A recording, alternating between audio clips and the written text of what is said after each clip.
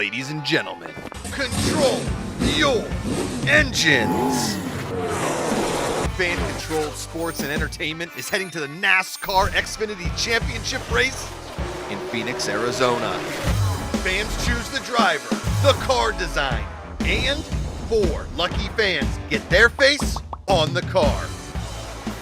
Download the fan-controlled Control app and start voting now. This is Ladies and gentlemen, live from Phoenix Raceway. Fans will control the number 8 car with JJ Yaley at the wheel at the NASCAR Xfinity Championship. Now, join Natalie Decker, Andrew Kurland, and me, Josh McCouga, for the first ever fan-controlled racing watch party.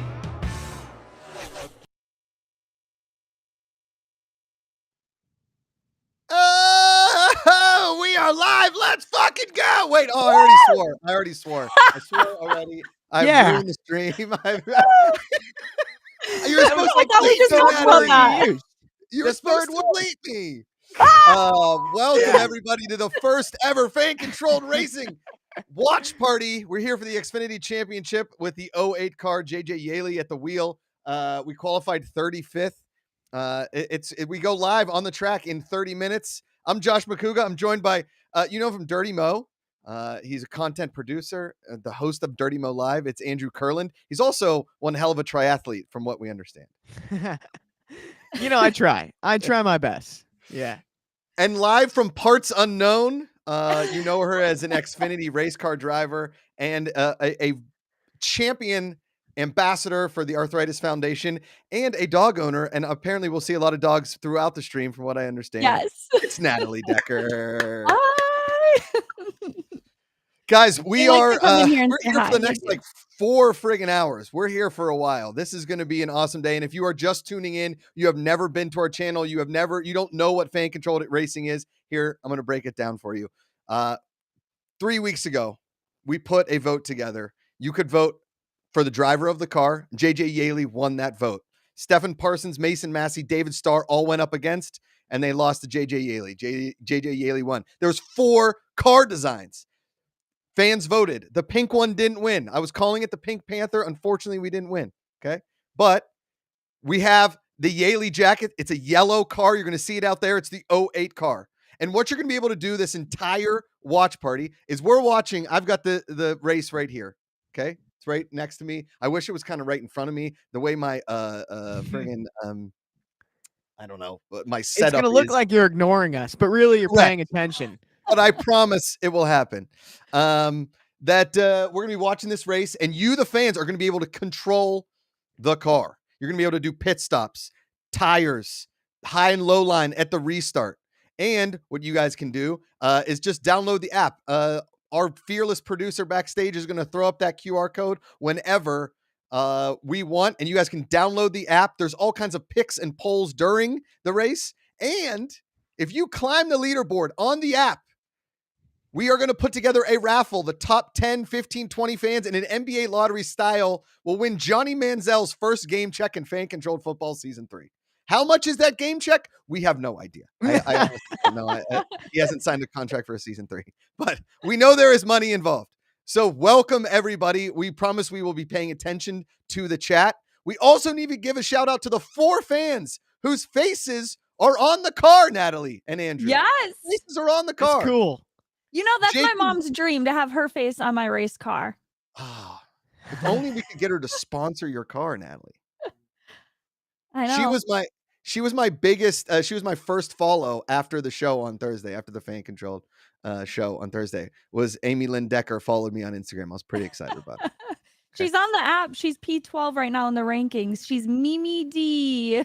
That's pretty high up. P12. Yeah, P12. Yes. She's been working at it.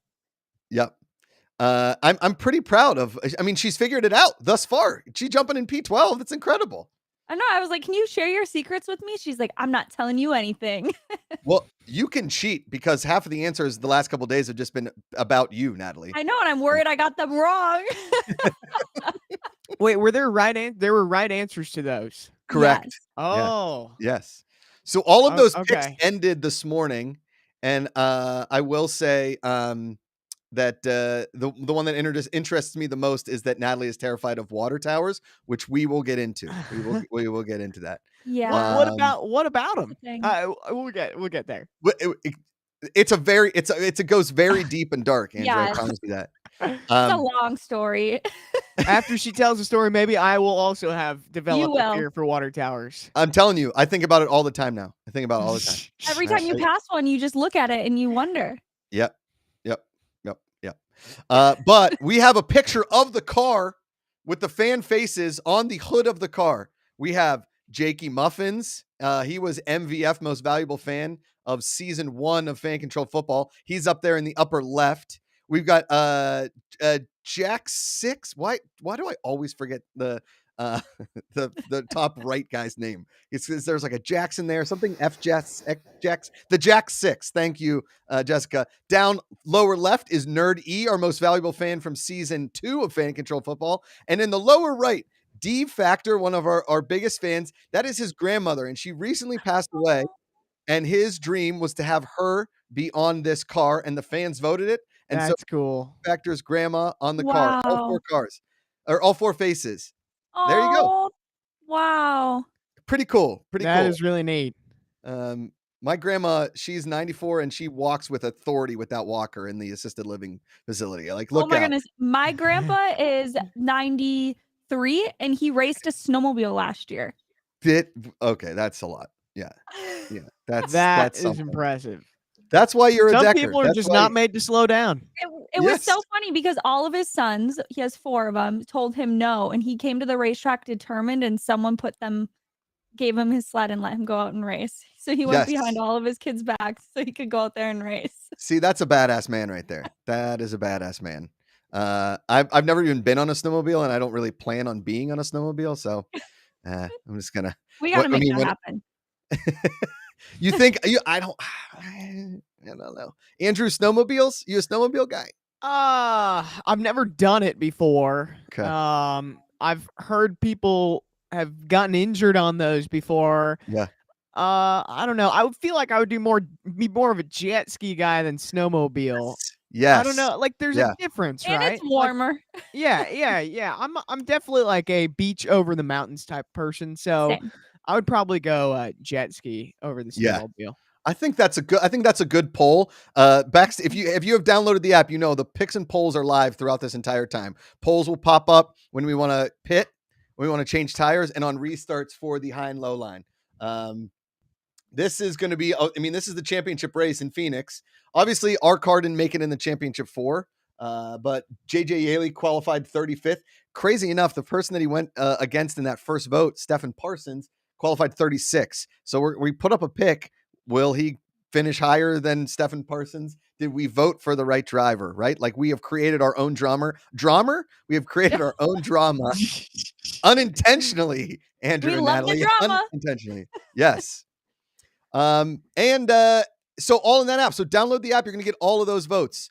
If you guys want to see, we have an actual time lapse video of us wrapping the car. Oh, that's cool. I love those. They're kind of sick, right? Like it's pretty fire.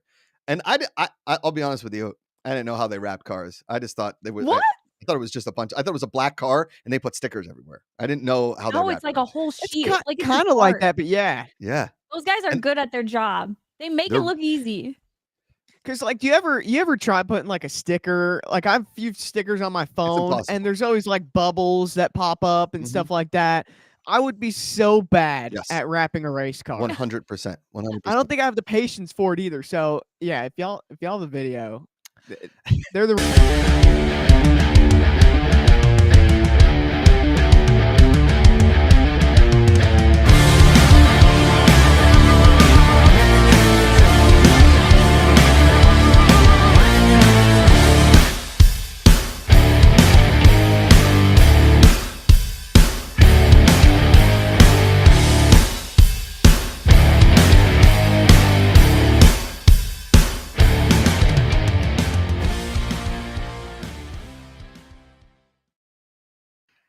And there you have it. That's our wrapped our car, that beautiful fan controlled. I mean, listen, I'm from Pittsburgh, so there's your first mention of Pittsburgh today. We're always in black and yellow, so the fact that our car is black and yellow, editor Mike 87, Nats does her rap videos real time. Nat, tell us about your rap videos. Well, first off, I need to say I'm a little disappointed the car wasn't pink. Yes. I love pink, but yellow's cool too. Yellow's the second best. Sure. I do a bunch of different videos. We have a show car that we bring a lot of places for the sponsors, and then also the car that I race. So like I'll do ASMR videos for like TikTok and Instagram, like little reels of them putting on the wrap, and it's insane. Like how much goes into it. But like it's also the vinyl is completely different than a normal sticker. Like they can crumple it up into a little ball and then pull it out and heat it up and it'll go back smooth just like that. It's crazy. I didn't know that. Really? Yeah. So like they were wrapping the front nose in my car and it got all crumpled up because they were working on something else. And my dogs were ripping through there. And then he's like, oh, it's okay. And he like straightened it and like put a little heat to it. Like, and then boom, it was fixed. I was like, what? That is wild. I mean, I've dealt little with vinyl in my life, but that's, I'm ASM car, as Freddie Airmail says in the chat.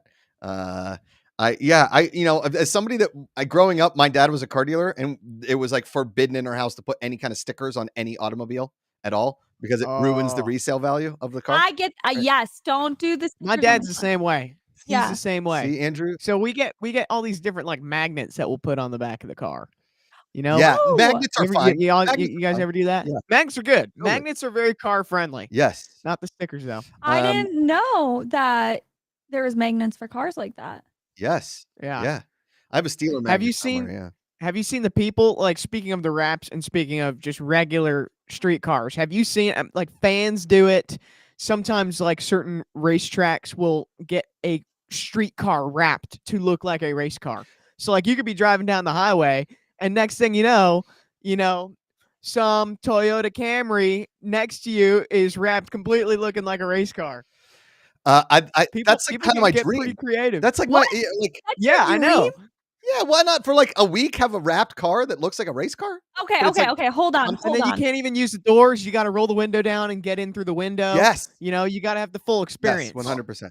Yes. Hold on. Not like just a regular car like what they race in NASCAR. If you're going to do it, you need it to be like a McLaren wrapped like a race car that they road race. Well, that's cool. I mean, sure, if I had the money for a McLaren, by all means, Natalie, come on over, do your ASMR and wrap my car. I know a guy. Yeah, you got a guy. Like 87 Champ says, what if your car is a Corvette? Yes, that makes total sense. Yes. That's my dad, 87 World Champ. Hi, Dad. Oh, that's 87 Champ. Yes. That's your dad? Yeah, you won the World Championship in 1987. Let's go. Dang. Proud owner of a Corvette too. No, your dad? No, he doesn't have a Corvette. Not. No. When he got married and had kids, he sold his airplane. He sold his Viper. He sold everything. I think my wife probably made me get rid of all the dangerous stuff in my life too. That was a thing. Yeah. Tanya Kanga says, as an over 60-year-old woman who grew up in motorsports, I am so amazed what Nat does each day and race too with her RA promotions too, I guess it's. Yeah, Natalie, you're a race car driver. You drove in how many Xfinity races this year? 4? You drove in 4 of them? Yeah, I did about 4 races this year in NASCAR. And then I also did some like local short track racing around North Carolina. Awesome. So talk to us about like what we're going to see tonight. I mean, you both know Phoenix a little bit, and talk to me about what we're going to see in Phoenix. What you guys expect? Do we think our car? I mean, I put up all kinds of picks. I know winning is gonna be really tough. Nothing is impossible, but nothing's impossible. Do we think maybe a top 20? It's going to be crazy. I've only raced at Phoenix, I think, one time. Okay. A couple years ago. Got it. But I've watched a lot of races there, and it is one of the most fun tracks to watch restarts. So everyone's going to have a good time. I hope there's a lot of restarts because they're exciting.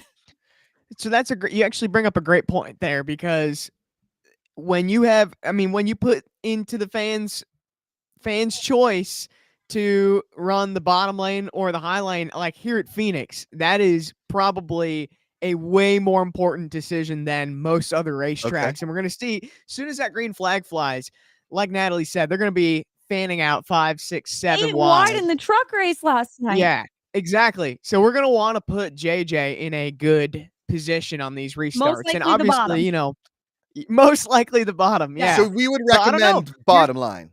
It depends. So the bottom's good. You can gain a lot of spots on the bottom, but the catches, it's a little sketchier because everyone's going for that real estate. Yeah. So like the high line could be the safer decision. So that kind of, I think, agree. will be an interesting factor to play in. Yeah, I think it's all situational, especially on if he took tires, if he didn't take tires, if he like stayed out, where he is in the field. That will make a big decision with if he's choosing high or low, or if we're choosing high or low. But yeah, like he said, that the bottom, he'll probably make up positions. Okay. Even it comes important, if we're gonna make it a thing where we're racing Stefan Parsons, right, for this position, you might want to pick the lane that blocks him. Yeah. You might want to keep him behind you. Yeah. Or if he's in front of you, you might want to pick the lane that puts you right next to him instead of behind him. So, you also have to take a look at who are we racing around? And again, it's going to be all situational. In my opinion, the Xfinity race, this championship race, every single year is the best of all three. Right. It's we're gonna be built for chaos. We're gonna be built for a great race. So there's gonna be a lot of I think decision making for us tonight. There's we'll call this segment, though we don't have a graphic for it, like really bad NASCAR questions from Josh, right? Like really stupid. Yeah, I love it. As my dad always said growing up, I wasn't much of an athlete. He said, Josh, you can't teach speed and you can't teach stupid. So I'll take the latter tonight. You can't teach stupid. I'm going to ask a lot of stupid NASCAR questions for you guys. You're experts. I'm a fan-controlled sports expert, so I'll bring it all back around to fan-controlled sports. Okay. Love it. So, and we do have a graphic. We're keeping Josh on track. Josh on track. Thank you. Thank you, Andrew. Thank you very much. So why did they, because the championship race used to be at Homestead, right? When did it change to Phoenix? Or does it change every couple of years? 2 years ago, I think, right? 2020 was the first year yeah. that COVID has moved to Phoenix. And then years for as long as the championship format's really been in play, it's been at Homestead. So this is a significant change to go to a different track, obviously on the complete other side of the country. And a much smaller track, right? Because Homestead's like 2.5 miles and Arizona. Homestead's 1.5 miles. Okay. Phoenix is a mile racetrack. Sure. I mean, the two places race completely differently. So what makes it interesting is when you get that schedule at the beginning of the year, you see Phoenix is that championship track. Well, that can play into certain drivers' hands versus racing at Homestead because they're two completely different tracks. Yeah. So it has been interesting the last couple of years to see the drivers rise to the occasion. I mean, in the race tonight for the championship, we have Justin Allgaier, Sam Mayer, John Hunter Nemechek, and Cole Custer. Cole Custer's my dude. I love that. Cole Custer's your guy. I love your guy. Cole Custer. Stone cold Cole Custer. Yep. And it's going to be interesting to see whose strengths play where on this. I mean, it's not an easy mile racetrack, Natalie. I mean, I'm sure you can tell us. Phoenix doesn't seem like it's an easy place to get around. Yeah, definitely. Phoenix is wild. Like I said, the restarts are just really crazy because if you just have one bad restart, you can lose like 15 spots or more just in one corner. So that's what's crazy about that. But yeah, like you said, the racetracks are completely different because Homestead is 1.5 miles. And even though there's multiple grooves on the track that you can race on, like high, low, middle, it usually always kind of comes down to more of a racing on the high side. But here in Phoenix, since it's more of like a short track, even though it's still 1 mile, I feel like it definitely races like more of a short track. So it definitely caters to a lot of different driving styles. So some people may have preferred Miami or Homestead just because of their driving style, and some people prefer Phoenix just because of the way they like to drive their car. Okay. And you mentioned we can call Phoenix a short track, right? I feel like the mile and unders are short track. I agree. You know, Steve Letarte on the broadcast, he always has a debate with Dale Jr. and they seem to disagree. But for our sake, we'll call Phoenix a short track. Got it. With short track racing comes bumping people out of the way, rooting and gouging. It's a lot scrappier than these faster mile and a half tracks. So I would not be surprised. I mean, we saw it in the race for the Truck Series Championship last night if we see some aggression tonight. Okay. An absolute shit show. T-Raw 24 in chat said, "Are you guys going to have the race on a side screen?" Unfortunately, we are not. NASCAR nor NBC is allowing that, which makes total sense. We, you know, I mean, maybe on down the line as this grows, but this is our first fan-controlled racing event, so you're going to see our pretty faces all night. We're going to be watching. I've got the race right here. And then when all of the polls and the picks go up in the app, just make sure you download that app. The QR code is going to pop up here on the screen. Download the app. That's how you're going to be able to control the car. The first ever fan-controlled racing event here. The 08 car with JJ Yaley behind the wheel. A bright yellow hood. 4 fan faces on the hood. I mean, yeah, man, we got like 10 minutes till the race pops off. We're going to be in here just watching, talking, hanging out. This is just like a watch party for you and your friends, but you can actually like decide on what the car does on the track. And what's kind of cool, last night, which was awesome, during practice, we will have the in-car audio, the crew chief audio with JJ in there. And I will say, if I see comments when we hear the race audio that we like, our fearless producer, the Ruthless Cutie, Jessica Samola, will grab those, and hopefully we can hear the crew chief ask fan questions to JJ on the track during caution. That is our dream. That is our goal. And hopefully that happens. So I love that. Is super cool. Yes. That is super cool. Yes. Mm-hmm. I want my own questions to be asked, but I don't want to. I know. Like, I'm trying to think of, I'm going to open up another tab and make it fake username and just start typing. Dang, we should crazy pick this questions. one. Yeah. We should pick this one. Learnxy in chat. Learnxy. How does this work? To what extent will fans have control? Let's throw up that sexy graphic that we made early this morning, and we'll tell you guys exactly what you can. You're going to be able to vote on when we pit. So like, we don't know if it's going to be in 5 or 7 laps. We think it'll be somewhere in that. So the crew chief will come on and be like, "Hey, we want to pit. Do you guys think we should pit in 5 or 7 laps?" A poll will go up on the app. Download the app.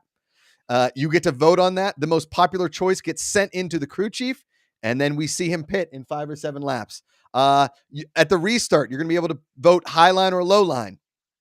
As Andrew and Natalie said, those restarts are going to be wild. So hopefully we get a ton of cautions and a ton of restarts. There's my buddy Cole Custer on the TV right now. That guy's my road dog. I've never even met him. I just like the name Cole Custer. Sounds like he should either make ice cream or drive race cars. Guy. Yeah. Yeah. And then finally, should we go 4 tires or 2 tires? From what I understand, because it's only a 250 mile race, or 200 mile race, 200 laps, that we only may change tires once, maybe twice. So get in there and vote, and then make sure you just keep checking out the app, scrolling back and forth, check out the mini games, update your fan avatar, make your own personality, earn the gold, be the person, because there's tons of picks and polls all night long. We have people back there making all kinds of creative fun picks and polls, hopefully making fun of me most of the time. That's what it should be. Bubba, aka Tommy Osa, says on dirt cars, they usually only wrap the sides, then the nose. The rear is open, so no wrap there. Sometimes they wrap the roof, but usually just the nose and hood is just stickers. Sky's the limit. So the wrap on the NASCAR, on the Cup car, on the Xfinity car, on the truck. The whole thing. Like the fan faces weren't part of the original wrap. Those were stickers that we added on later. So, So I have a question. Hit me. Are we going to listen to the in-car audio? Yes. Like, are we going to have that the whole time, or is that just select times? We can, if we want to listen to it the whole time, we can, or we can have select times. It's totally up to you guys. Because that will be very interesting. Like, do we get channel 1 or channel 2? 2. Oh. Ooh, we get channel 2. Yeah. Yeah, I feel like you would get channel 2. That's exciting. That's where the drama is. That's where the spotter and crew chief can talk when the driver doesn't hear them. Oh. Yeah. We like channel 2.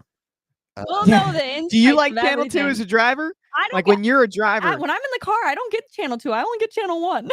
No, I know. That's what I'm saying. Like, do you like knowing, hey, they could be talking I do like behind it. your back? Oh, you do like it. I love it. I love that I know that they can communicate without bothering me. Like, if it's like, if all of a sudden, like, we're like racing really hard and then the crew chief says something like, hey, something didn't look like right on the car. You know, they can communicate without having me to hear it. So I like it. But sometimes when it's a bad day, I'm like, are they talking crap? Yeah. But usually not. Yeah. I think I would much want to rather be on that where I think everybody's being nice to me and then knowing if people are talking shit behind my back, right? I mean, it's also nice because like the driver doesn't get to make a lot of decisions. The crew chiefs make the decisions. Okay. And the driver just puts his input in, and then that's how the crew chief makes his decision. But a lot of the times, lower budget teams don't get the full allotment of tires. So when they're coming down pit road to get a new set of tires, they're not technically new a lot of the times. Sometimes I don't want to know that when I'm racing for those teams. I just want to know that I'm coming down for 4 tires. If there's someone else's scuffs, not my problem. I'm going out there pretending these are brand new. Yeah. Okay. So we're going to hear that. We're going to hear if he's getting scuffs or brand new or like what it is when they're changing the tires. If it's all 4 tires, that's what we pick. They might be scuff tires. They might not be full stickers. Like, we don't know. Will they tell us that? Derek Lemke in the chat. I think I know who that guy is. I want to know what tires got put on, right? So we want to know. If we're on channel 2, Derek, we will know what tires. Let me see if we can. I'm gonna. If my producers or our producers are listening, I mean, this is through NASCAR.com, so I'm guessing it would be channel 2, right? They want to hear everything. It's what the consumer would hear. I feel like it would be 2. Yeah. They want to hear everything, right? I want to get this name right in the chat. Let's see. Bubba, aka Tommy Oso, I mentioned him before. A little bump and run, baby. I don't know if we can vote on bump and runs. I don't know if we can vote on Rex. I will say this. I got to tell you guys this story because our fearless crew chief, Jason Miller, the one, the only, apparently this morning, as they were prepping the car, some NASCAR officials came over and said, you guys are under a microscope because they thought some of the other teams would try and hack our app to make them do weird things via votes, like wreck cars and do stuff. So they're like, oh my gosh. Okay, first of all, the app is, I don't know if you can hack it or not. I mean, anything is hackable, I guess. But I don't think a race car has like a hacker on staff that can hack things, right? I wonder if like everyone in the opposing pit box is like, all right, let's get on the app. Yeah, let's vote. Let's vote. The bad scenario. Yes. So but the fact that NASCAR knows about it and is like keeping us under a microscope, kind of sick, right? Like, I love it. That is cool. Yes. That is definitely cool. Freddie Emerald said, even if someone could hack it, you guys would be able to tell pretty easily. Yes. Well said, Freddie Emerald. Very, very well said. The Merlot line, don't let them know our secret strategy of JJ should try to win. Yeah. Yeah. That's pretty good. That's pretty good. I mean, in football, same kind of thing. In hoops and all of our other sports is we don't make votes that can like hurt our driver or really hurt anybody else. Like we're not creating offensive plays in football that are going to make your team lose the game. It's not like we can call punt on first down, right? Like we don't do that. So we're not going to do a vote. However, like that's going to make JJ's night worse or anybody else's night worse. However, we can have some fun. I mean, we can have some fun. The polls are fun, but we're not going to be like, JJ, get out of the car, do a cartwheel, then get back in and start. Like we're not going to do that. Like the Talladega Nights, I'm just going to go grab a sandwich. Yeah, exactly. Yes, 100%. 100%. Our decisions will affect what he needs to do on track. Correct. So what we decide for him, if it's 2 tires, 4 tires, pit in 5 laps, pit in 7 laps, yes, whatever that is, he's going to have to do as best he can in the scenario we put him in. Correct. And here's the thing. Yes. JJ said on our Dirty Mo live show earlier this, I guess it was earlier this week. Yeah. That he's going to give the fans the real driver experience in the fact that if he doesn't like a call you make, he's going to let you know. Yes. Because that is what happens in the real world. I mean, sometimes drivers and crew chiefs don't always see eye to eye. Why did you pit me here? Come on, that was a stupid call. So we're going to know if JJ likes our decisions. Hopefully we can take his feedback as constructive as possible. But yeah, I would like to. I hope he gives us that feedback throughout the race, especially if we can hear his audio. So from our stringer who's sitting next to our crew chief, Jason Miller, there will be design breaks on laps 45 and 90, 200 laps total. We will need high, low out of both breaks. So yeah, we'll know that right away. So those are NASCAR stage breaks, and they introduced those for those who don't know what that is. NASCAR introduced that. Oh, I think it was in 2017 was the first year, and basically they're like quarter breaks or like TV timeouts. TV timeouts exactly. Right. Now for the championship, it doesn't matter as much, but typically during the rest of the races during the season, you can earn points actually. So if you finish first in the stage, you get bonus points for the end of the race. So it kind of promotes like you want to reward the driver in the car that's up front for most of the day, the most consistent cars. They technically call it like they win the stage. Like right. They say they win just that portion of the race. Okay. I like that. That's like a cut in golf, right? Like after the first, the 36, you cut half the field. I kind of get, you get points. Okay. I don't know golf. Yeah. Yes. So somebody in chat, I want to get their name right. Clapper something. He just popped on there. Said, where can we Adam Klepper said, where can we watch the race? I'm watching it on USA on my television. Yes. You can watch it on Peacock. Is it or as some people call it, the cock. That you can watch it there. And I believe the NBC Sports app as well. So you'll be able to watch it on all those.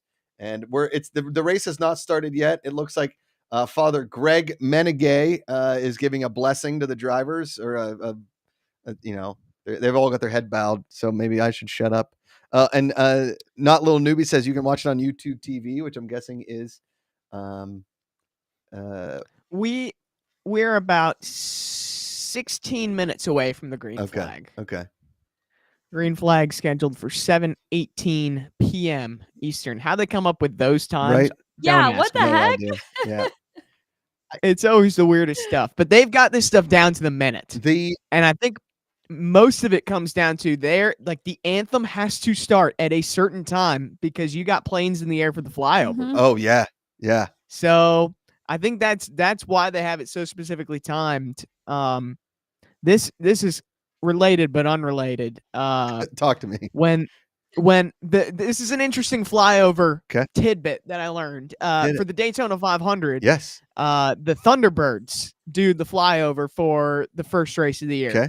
And they will actually have someone in their ear while they're in the plane telling them to speed up or slow down to like perfectly maximize and hitting the racetrack right at home of the brake. Boom. That's the keyword they go for. So there'll be someone being like, okay, we timed the anthem singer 3 times. This is their average length it takes for them to sing the national anthem. And then in real time, they'll be like, oh, they're singing a little slower today. You got to speed up, or they're singing faster, So I don't know. Super random fact. I've always found that interesting. And something fun about flyovers that y'all didn't know. You know what I love? They just did a close up on my road dog, Cole Custer. He looks less like a dude named Cole Custer than any person I've ever seen in my life. He doesn't look like a Cole Custer. He really doesn't look like a Cole Custer. Yeah. Oh. What does a Cole Custer look like then? I don't know. A little more like defined jaw, probably like has knocked out a few people in a dive bar in West Virginia kind of guy. He has gotten in fights at the track before. Oh, okay, good. Okay. I've seen him run across the whole track and tackle someone. Yes. Yeah. That was like years ago. That was at one of the Canada races, right? Yes. It was at the road course race. Yeah. Okay, so Derek Lemke said, ask Natalie about her Thunderbirds story. I was waiting for you to read that because I was not going to bring it up. Well, I'm a part of the 9G club because I did not black out. And I pulled 9.1 Gs with the Thunderbirds. And then I also got to fly the plane myself. They were like, "You can do whatever you want." So I'm like doing barrel rolls and just all this crazy stuff. It was the coolest thing that I've ever got to do in my entire life. You're Top Gun. Yeah. You're Top Gun.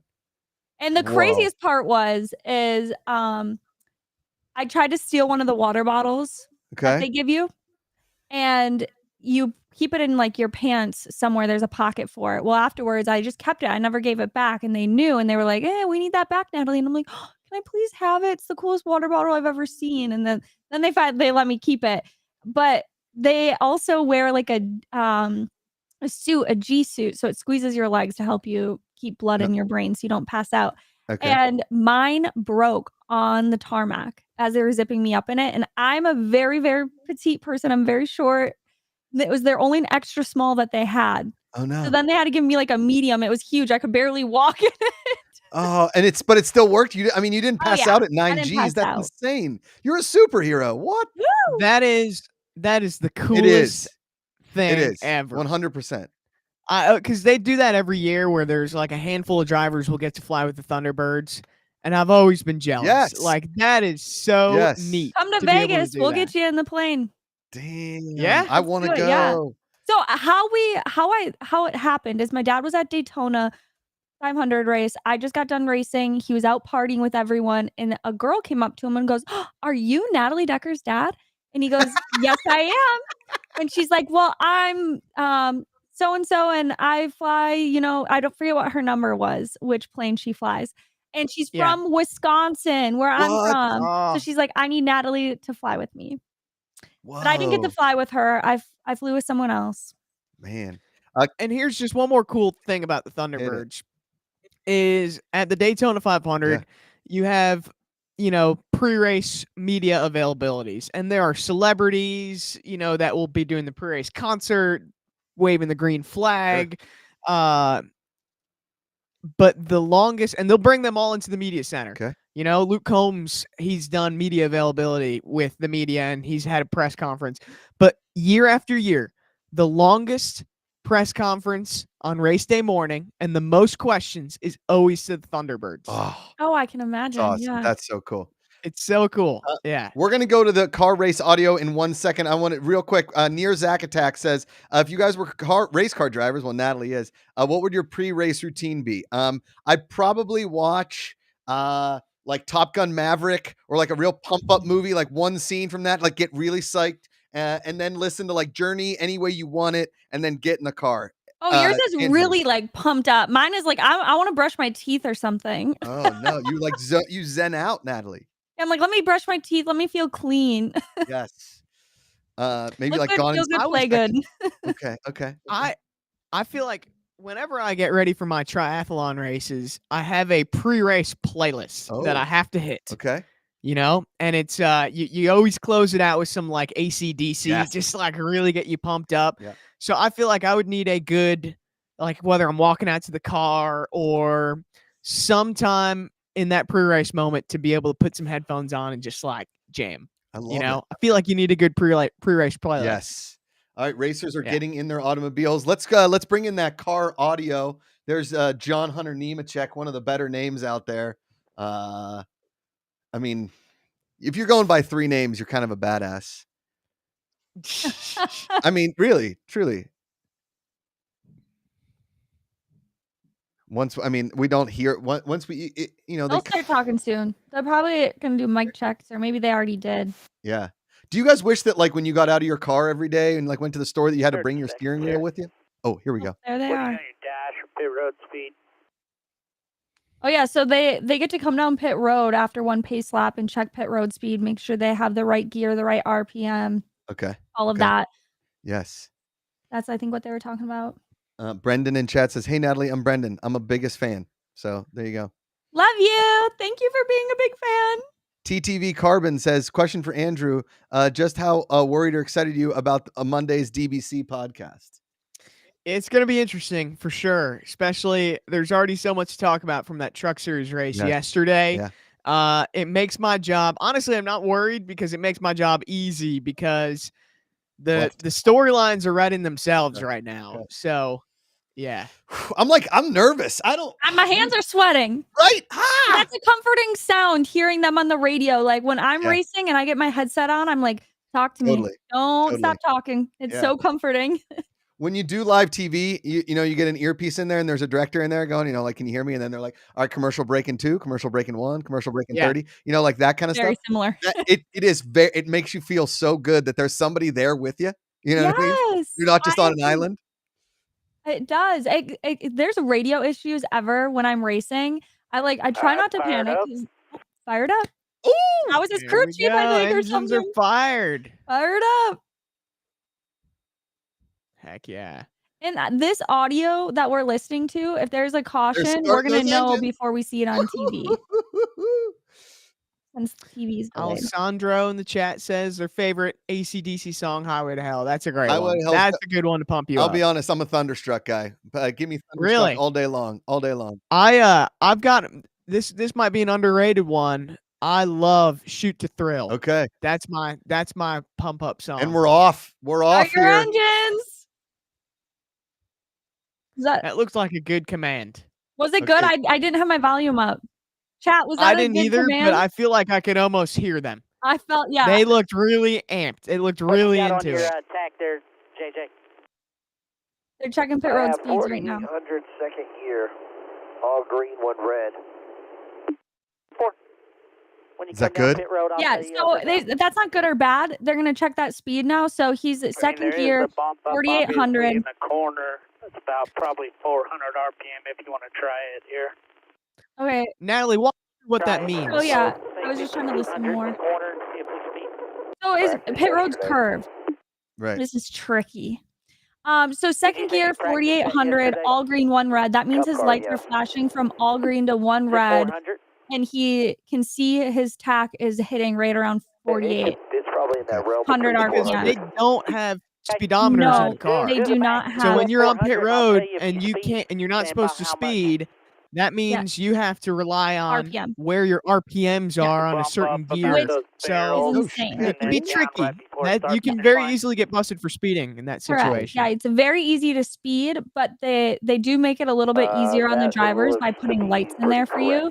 So when you check it and they're like, hey, second gear, 48 RPM, you know, you're right at, like, if the speed limit's 52 miles an hour, they're like, you're right at like 51, 52, bouncing back and forth. Like those are your marks. Then you can look at your lights. You're like, okay, if it's all green or 2 red or 1 red, you can always try to stay and flash right in between those lights, because it's hard. Even just think on the highway, keeping your miles per hour right at like 55 miles per hour consistently, like that can be difficult.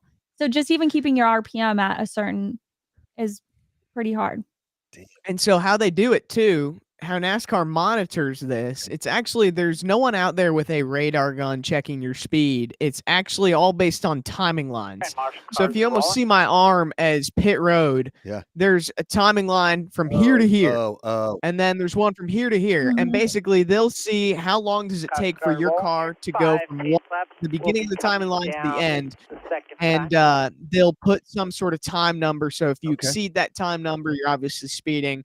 One thing I learned from working with the spotters that are up on the roof every week is that not all the timing lines are the same distance. So there are actually certain spots on pit road that they call hot spots, where even if you're technically going the speed limit, you need to slow down a little bit more. And it's kind of a nuance of like finding those tricky sections. I mean, you'll consistently see maybe at one track, it's section 1 of pit road, that everyone gets caught speeding, and maybe that's because it's a little bit shorter than the rest of the section. It's a big game you got to play with pit road. I think it's often very overlooked, but it's an important aspect of the race, because if you get caught speeding, it's still a race on pit road. Yeah. Oh yeah. And I heard him say also on the radio that they said in the corners on pit road, or like in the curves, they said go 4,000 RPM.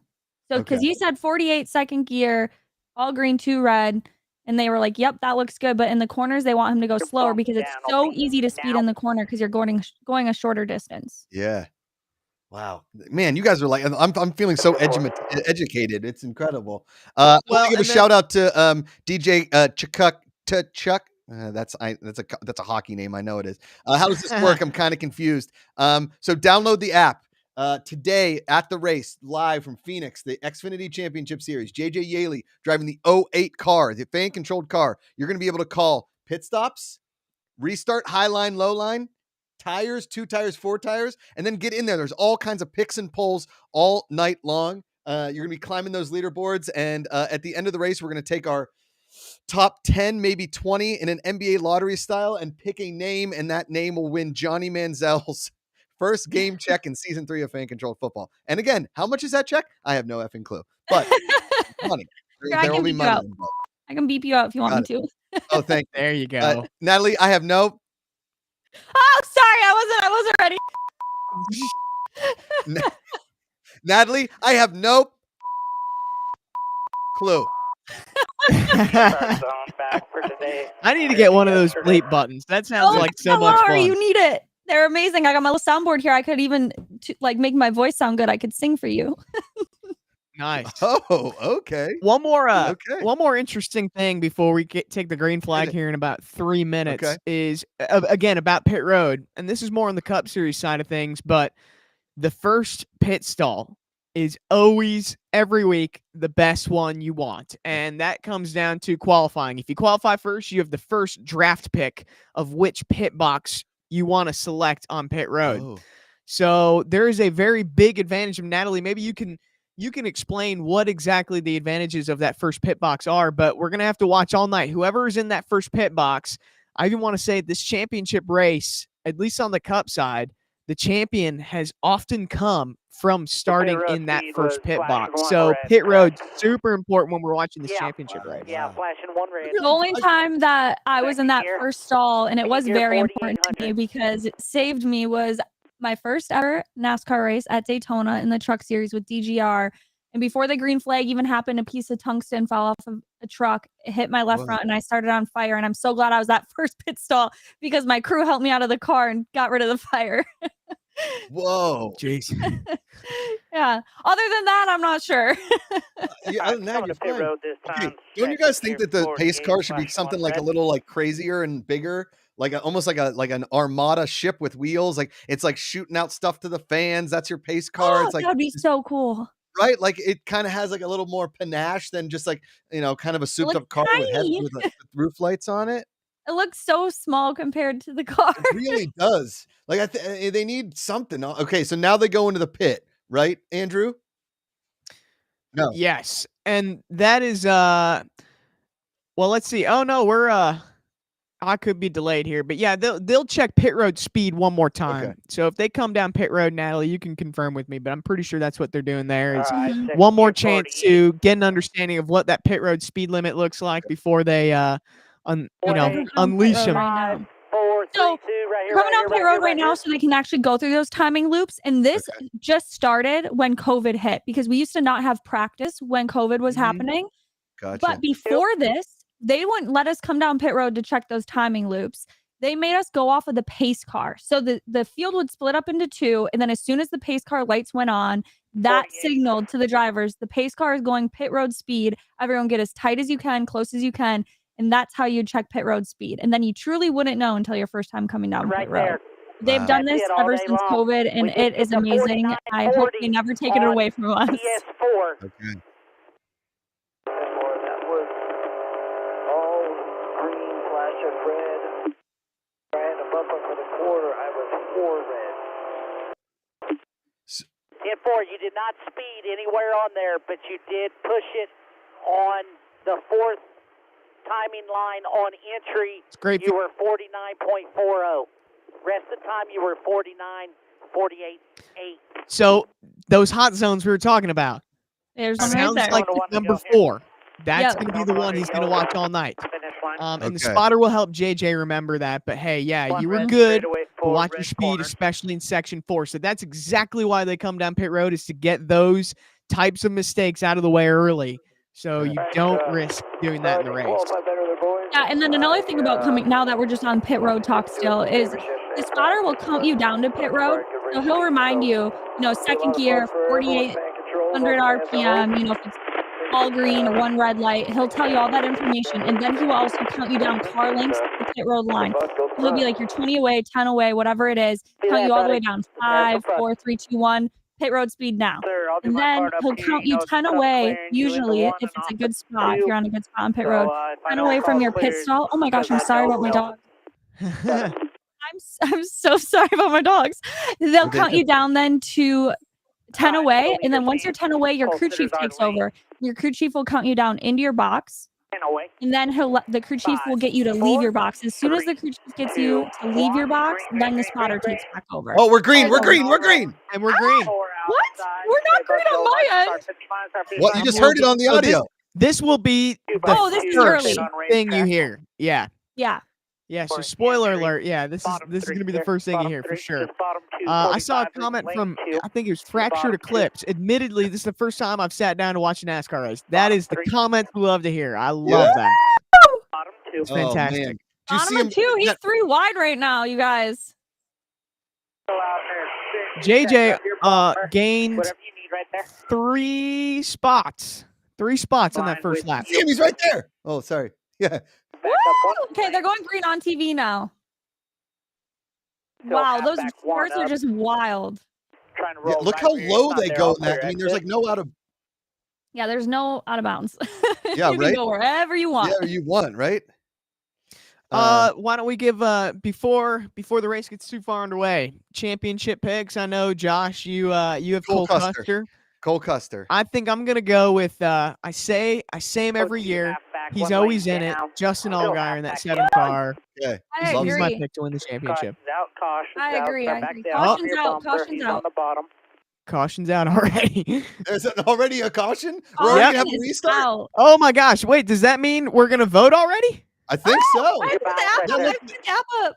Wait, did the 7 car spun out? That's Allgaier, right? Holy cow. He did. Oh my goodness, we're going to see it right here on TV right now. Much left rear drive. It's the 7 that spun out. Justin Allgaier, it sounds like he's going to continue to roll. Let's see how it happens. Okay. Oh, wow. Going 3 wide on John Hunter. Oh my gosh. Oh, they're racing hard. Oh man. They like. Wow. They went low, right? And then Allgaier went into him and then pushed him out, right? Yes. So Allgaier, he had a little bit of contact when he was on the inside of John Hunter Nemechek, who then might have had a little bit of contact with Austin Hill. So it might have been a little bit of a chain reaction. Okay. Definitely chain reaction. But I mean, the contact again, is definitely what got him to spin out. we talked about urgency in this race, and we're already seeing a perfect example of at least racing for that championship. That caution came out with 196 out of 200 laps to go, and already one of the championship guys spun racing another driver for the top spot in the championship. So I mean, that just goes to show how important every single lap is, how intense this race is going to get. Andrew Samuel Duplessis says Allgaier spinning out seconds after Andrew picks him is wild. Yes. Brutal. The high line, low line vote is up. Vote low line. The first vote is up for fan controlled racing. The first vote is up. Get in the app and vote. JJ Yaley, by the way, up to 31st from 35th. He gained 4 spots already in 4 laps. Okay. That's going to be important to remember there. Right here. Wait, I'm lost in the app. Why can't I find it? 01. It's 81% voted low line. All you have to do is go to, I got it. It was just not loading for me. What's up, first player tokens? Good to see you, buddy. Low line. On the app, that's you go to picks, and that's where we're going to make all the picks all night. No, polls. Go into polls under fan controlled racing. It's the only thing. You can also watch us live on the app. You hit that watch live up top. You'll see that pink bar right there. That's watch live. That's watching us live right now. And then you'll see some of the funny polls I've put in there. Like, if NASCARs had horns, what would they sound like? A foghorn in a nightclub? Wow, wow, wow. Or a loud train whistle? So, do we have to answer all of these polls before we get to do the... No, the main one should pop up. That should be the first one that pops up when it's that poll. Okay? Oh, I see. Oh, Chicago_Matt says Highline is going to be best. Uh-oh. And well, let's hear why. Why do you? I want to hear. Let's hear some reasoning too. I want to hear in the chat. Let's debate here. High line or low line? What do we think? Low line. Go low. It's so early in the race. Wait. You just heard the crew chief say to JJ, fans say go low. Woo! You hear that? Hey, I'm voting on all the polls. They said I'm gonna lose in an arm wrestle against you, Josh. No way. There's no way. You would whoop me. You run triathlon. I'm gonna fly over there just to see it. We gotta put it to the test. And I'm losing in a game of checkers too? Are you kidding me? 3. Wait, where is this? Okay, here we go. There's another vote in there. Driver says car is tight. At segment, choose 3. Air pressure or track bar or wedge. How tight is it? I don't know. 10. 11. 12. Wow, and Justin Allgaier already going through a set of tires. Wait, they're counting high and low line right now. Yeah. For the choose. Ruth is cute is saying air pressure or track bar or wedge because car is tight. Choose one of 3. Hold on. All right, come to the green here. 38 still left. Did he pick low? They pick low. Fan said go low. Now, Natalie, let me ask you this. If we're picking of the 3, that was the beginning of a 45-lap long run, and he's saying he's tight. Would air pressure be the move because you're going to figure you're not going to come down pit road until that first stage caution? You want to let those air pressures build up probably, right? Well, so if also air pressure is hard to change if they aren't changing the tires. That's true. Yeah. You can only change air pressure if you're changing the tires. Green. Yo, this is super fun. Wow. Is he 3 wide again? Still 2 by 2. They're wrecking up top. Keep digging there. Wrecking up top. Caution's going to be out. Oh, my gosh. Another caution? We're going to be here all night. It's a good thing. It's a good thing we went low. It's a good thing we went low if they're wrecking up top. Yeah. Look at the break. Damn right it is. And that was a great call. Low line. It's early in the race. He's climbing. We need to just survive today. The 38 car Kyle Sig is out. Oh no, I had money on him. Or points or whatever. Everyone's saying a big crash. I must be behind because we're restarting now on my stream. Yeah, mine too. We're restarting right now, so I'm watching So the stream should be behind USA. I'm on live television. DJ, did you copy me on channel 2? Holy moly. You see him spin out? This is wild. Okay, so guys. it's just a single car wreck. It was just C. Did you copy me on channel 2? No other cars. Negative. No, that was on the high lane. Channel 2. So we just avoided a crash. 38 Wait, but back to the adjustments. Guys, the fans saved him from crashing. If he's tight and he's coming down pit road without tires, like if it was just like a quick little pit stop, because he wouldn't get tires right now this early in the race. So what are we thinking? Would it be a track bar or wedge adjustment then if we're not going tires? I, as a driver, would prefer track bar. Because when I'm driving and I say, hey, this is what my car's doing, and I hear I'm not very technical with all this. I'm a driver, not a crew chief. But every time they make a track bar adjustment for me, I usually love it. Okay. And just explain to me, because I still don't know the difference. Like, what's the difference between track bar and wedge, especially for those watching at home? You know what? I'll have to call in Derek for that. Derek? I just know I like track bar. Every time I know that they're making I'm a big track bar guy. On the track bar, I'm like, I love it. But Derek will tell us in chat.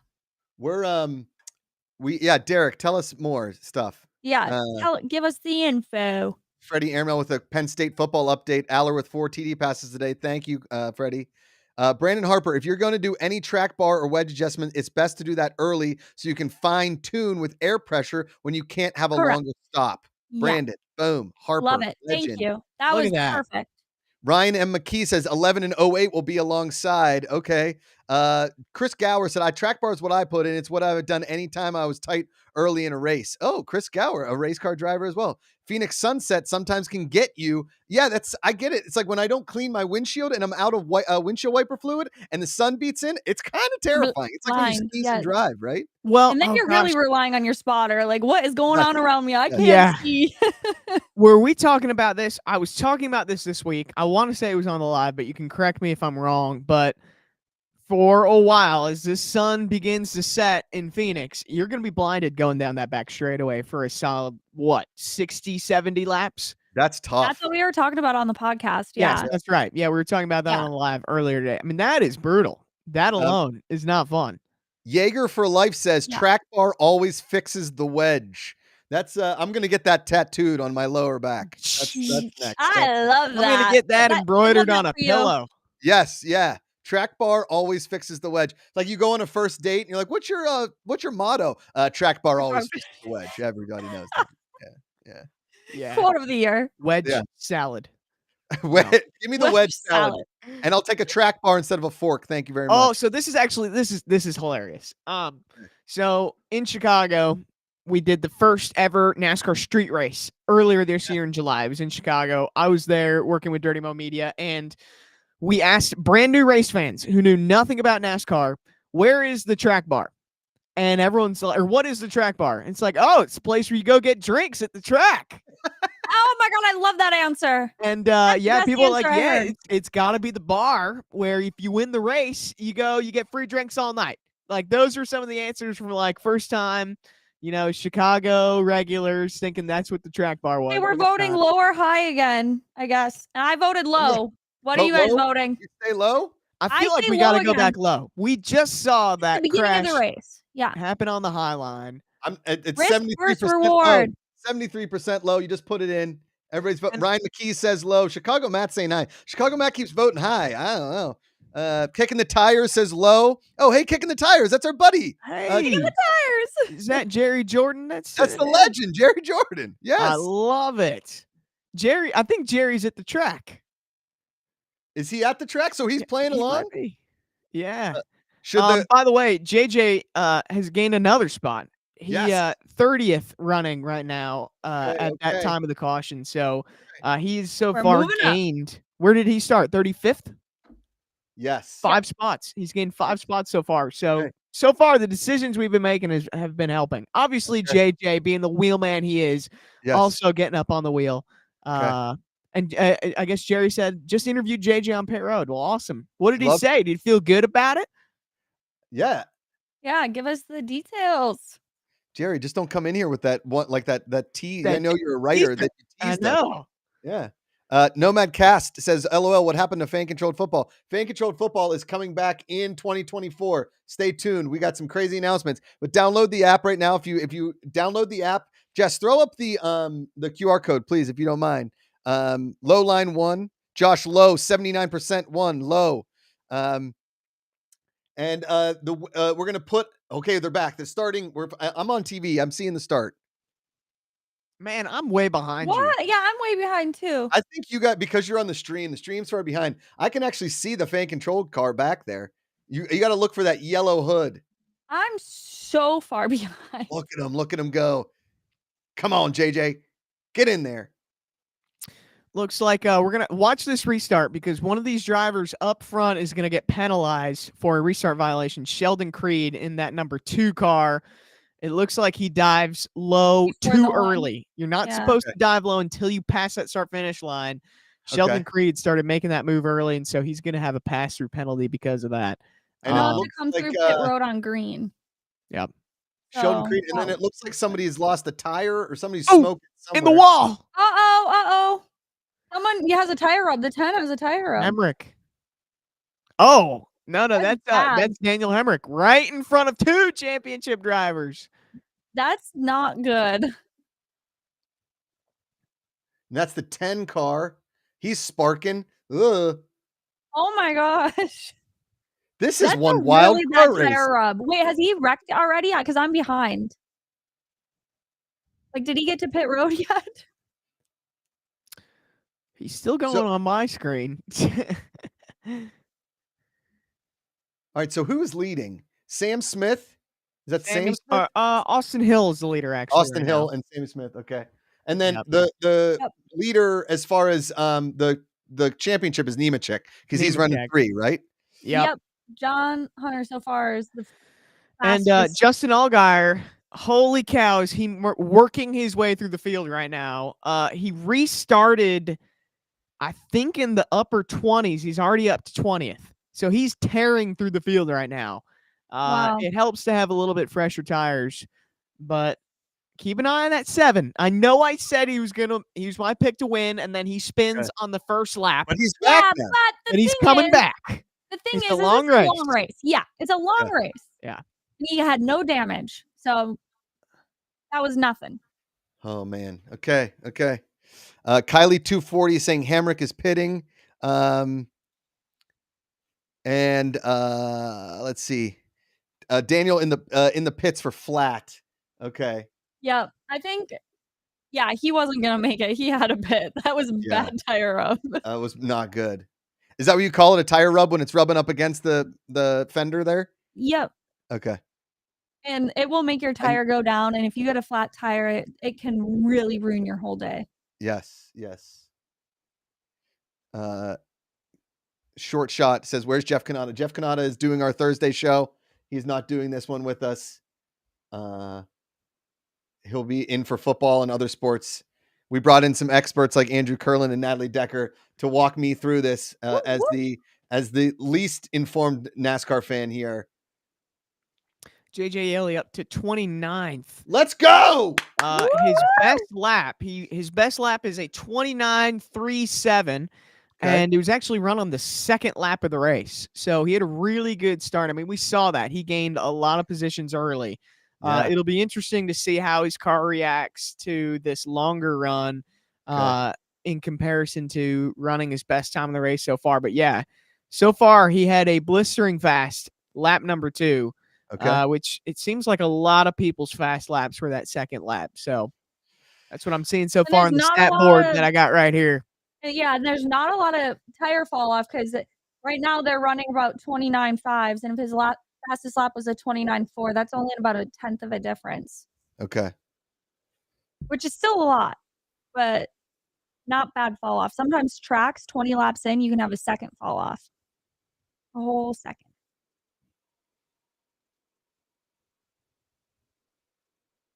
So Allgaier, where's Allgaier running right now? He's in 18th? Justin Allgaier's 15th. 15th. He is moving. He is going moving. To the front. Yeah, he's flying. Front. He restarted at 32nd. He's in the 15th. Yes. Whoa, this dude's a badass. Justin up to 17th. Yeah. That's what a fast car will do for you. 14th. Jesus. Nicholas says, "What's your favorite country song?" By Carrie Underwood, Rascal Flatts, Kelly Clarkson, Lady A, Carly Pierce, Luke Combs, Brad Paley, Taylor Swift. They were all in one song together? Get the hell out of here. Never heard that song. So wait, is it favorite song from each one of those people? Or do we have certain artists? Pick one. I'm going to say Rascal Flatts, the song from Cars, Life is a Highway. I'm a big Luke Combs guy. Luke Combs is awesome. Yeah. Fun fact, the Rascal Flatts, when I had a sponsorship a couple years ago, it was a record label company, and one of the members from the Rascal Flatts came to the whole announcement and everything. That's awesome. Data Marcus. John Hunter Nemechek looks like he is going to take over that second spot on Sammy Smith. Okay.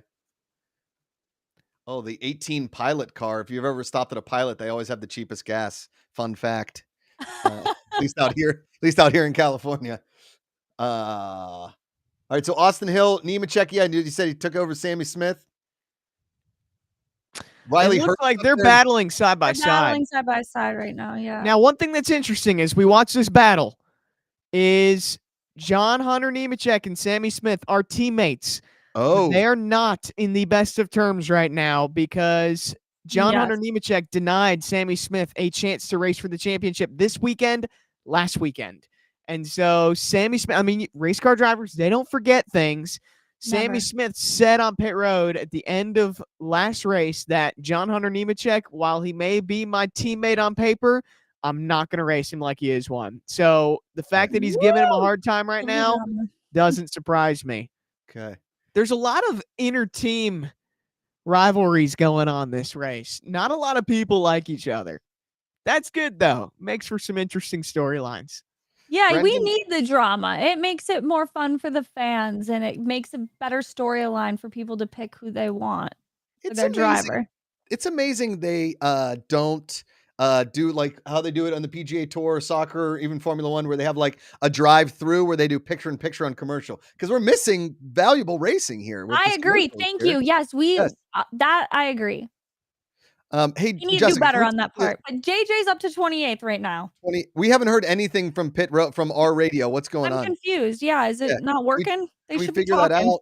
Do we know anything that's going on? And if we can't hear pit audio, can we take that down so we can put up the QR code? And if you're watching on Kick, throw in some chats. We like to hear you. Welcome to everybody from Kick. Thank you guys for coming in. Heck, maybe a quiet radio is a good thing. Yeah, maybe. Maybe drivers driving there. I don't know, but did they go this long without even making sure the radio's still on? Somebody's sabotaging our radio feed? First player tokens? Hey, it's the hackers. They've arrived. The hackers. There we go. Oh, wait. Back. We're back. We're back. He's back. I saw a comment from Chris, who's a Door Bumper Clear fan, one of our podcasts. We have an award. It's a very prestigious award. It's called One Idiot. Here, let's listen to this audio here. And as they be quiet, yeah. We have an award. It's called One Idiot, and it goes to someone who makes a stupid move. During the race, could be any one of them.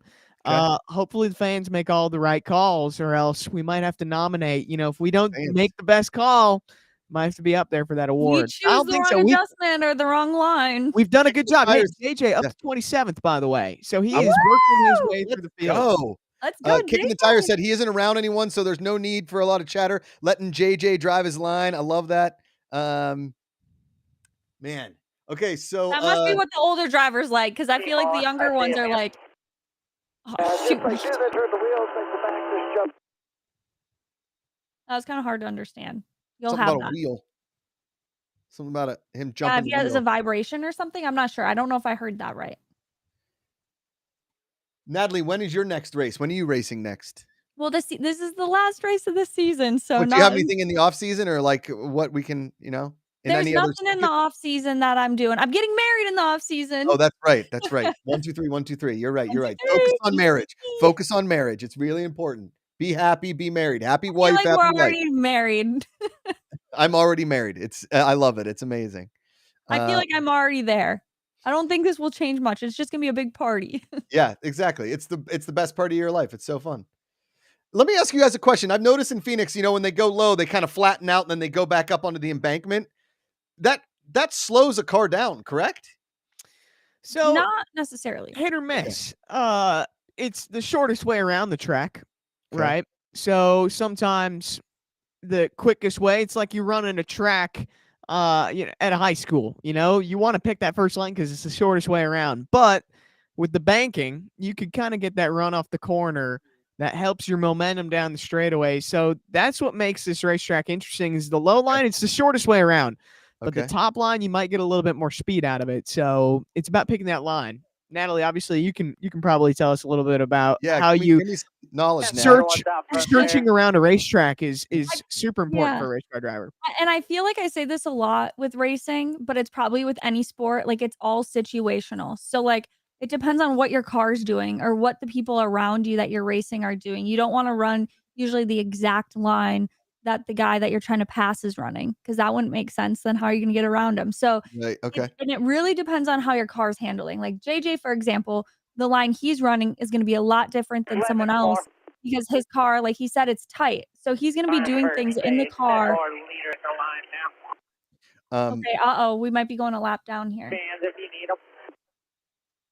The leaders are at the line now, and when you start hearing that, that means that stay on the lookout. The leaders are coming fast. They're not too far behind. Oh no! So we need a caution. 11 to go. Is he going to stay in the lead lap with 11 to go? I think JJ's got this. But yeah, like I said, it's just all situational with the lines and how your car's handling. Like, some might handle really good going down on that flat, and some others, like, it might mess up some of the suspension, and they're like, "Ooh, that's uncomfortable. I don't like that." Oh man. High low going out. I believe we're heading into a restart. Or this is for the TV one. Yeah, 10 to go for the stage to end. Okay. I'm picking low again because it's gonna get crazy. Yeah. We got to do them good. Has jumped into 9th. So Andrew, real quick. Look at Chicago Matt. Look at Allgaier, 38th and 9th. Okay, so right now, whoever wins this race out of those 4, or whoever finishes the highest out of those 4 will win the championship, correct? Yes. Yep. Okay. So in theory, if all of them crashed and got in a wreck, the winner of the race could finish 35th, as long as the other 3 drivers finish 36th, 37th, and 38th. The odds of that are very low, but that's the concept of it. Now with this playoff format, I can't. There's only a handful of times that I can actually remember where the winner of the race has not been. So let me rephrase.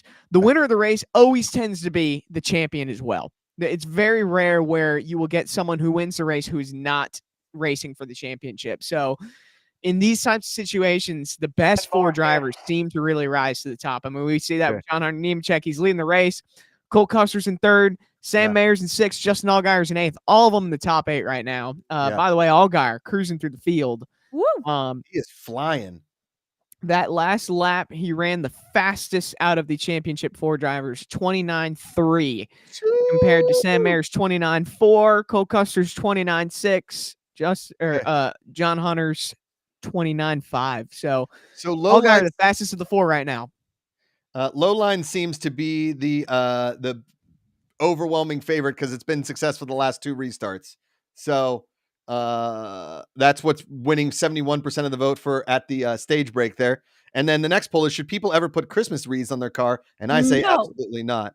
Never. What? Christmas wreaths on the front of their car. You look stupid. I'll say it straight up.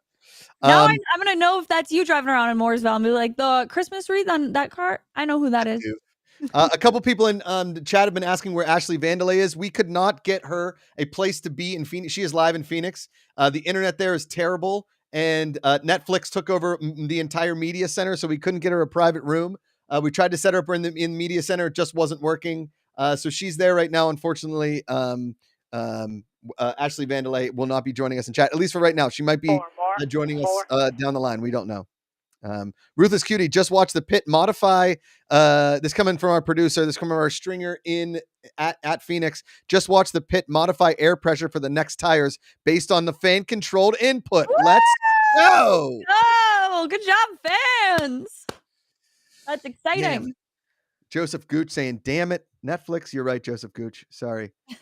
First player tokens, LFG, you know it. Cole Custer, my road dog. Me too.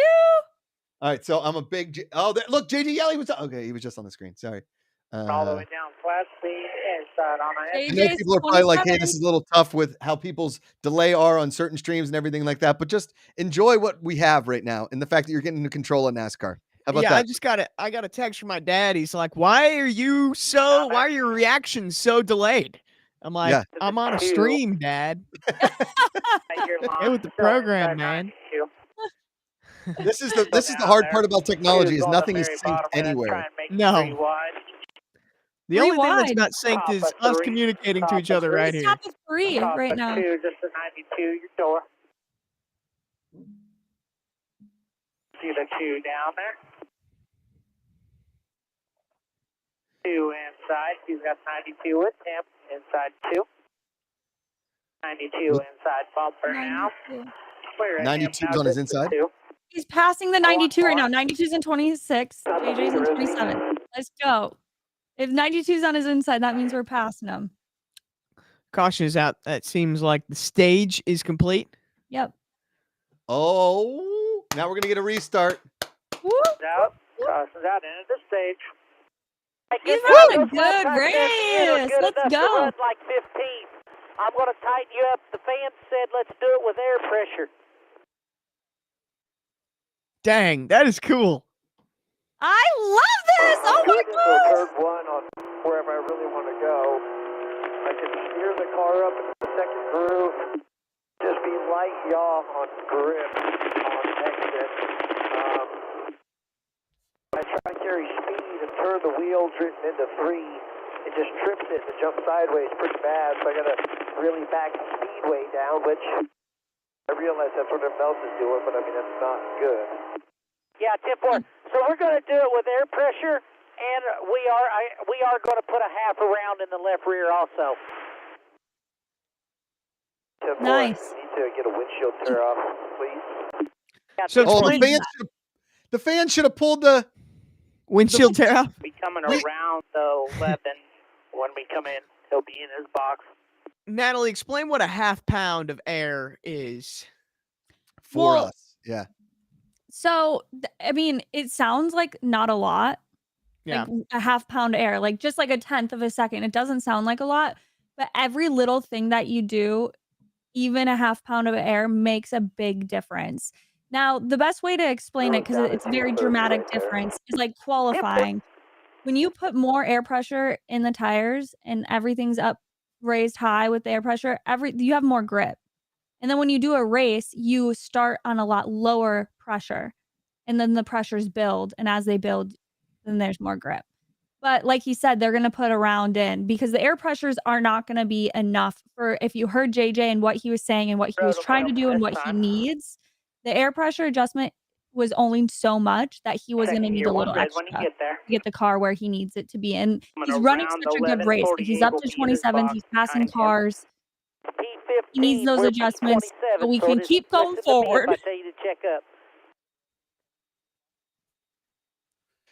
Little Hose 47 says, you're exactly right, Nats. That's a great name. I giggled at that one. Brandon Harper, guess you can always to air pressure, but definitely need a wedge adjustment too. The Lentos in kick. Hey, if you're in kick, come on, jump in the chat here. How much? I lost him. Hold on. How much pressure does JJ feel right now? What's like that being in that car, Natalie? You know, there's not a lot of pressure. I feel like, you know, even the guys that are running for the championship right there, he just got, and stop. Wheel straight, put on the brake. He's in pit road right now. Getting tires changed. I could see anything. That was horrible. He's on pit road Crew right Chief now. is also adjusting wedge just a bit along with tire pressure. Let's wait. It's going to be a few seconds and he's going to be pulling out of his pit stall. And we'll hear that. If he has a good pit crew.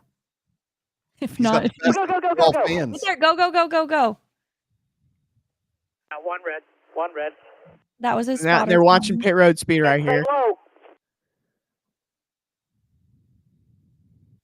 Is that Allgaier's car up front? He's in the first spot there. I think he's off pit road now. Oh, this pit's taking a little. Oh, okay. Is that pretty much like average pit speed, Andrew, Natalie, like around 14 seconds? It depends, but yeah, that's about average. It depends. It's all based off of, you know, pit crew, but then also they have a different type of lug nut that they use in this series versus the Cup series. So it really goes from series to series, but watching the championship guys go, it seems like Sam Mayer 14.7, Cole Custer 14.6, 13.4 for Nemechek 14.1. So yeah, right around those 14-second ranges seems to be like it's a good stop in the Xfinity series. For who? Okay. Sammy Smith. Too fast on pit road, and the 11 had an uncontrolled tire. Yep. Oh man. These are mock run tires. Mock run Tires. These are not stickers. Mock run tires. Mock run. Someone else's, not even the own teams. And Bobby Daughter, if you're watching this, I'm mad at you. He should have stickers. What is this? What's mock run tires? That means and there's explain stickers too. 45 there. So, low budget teams usually cannot go to a race and afford a full allotment of tires like these guys that are running for the championship race. Gotcha. So what they do is they buy the bigger team's tires that they used for practice. Or when the teams start wrecking out, if a car wrecks out and it was a big team and they had the full allotment of tires, now those tires come for sale. So like the tire guys are running around trying to purchase tires. So the tires that are on JJ's car right now are used tires from practice from a different team.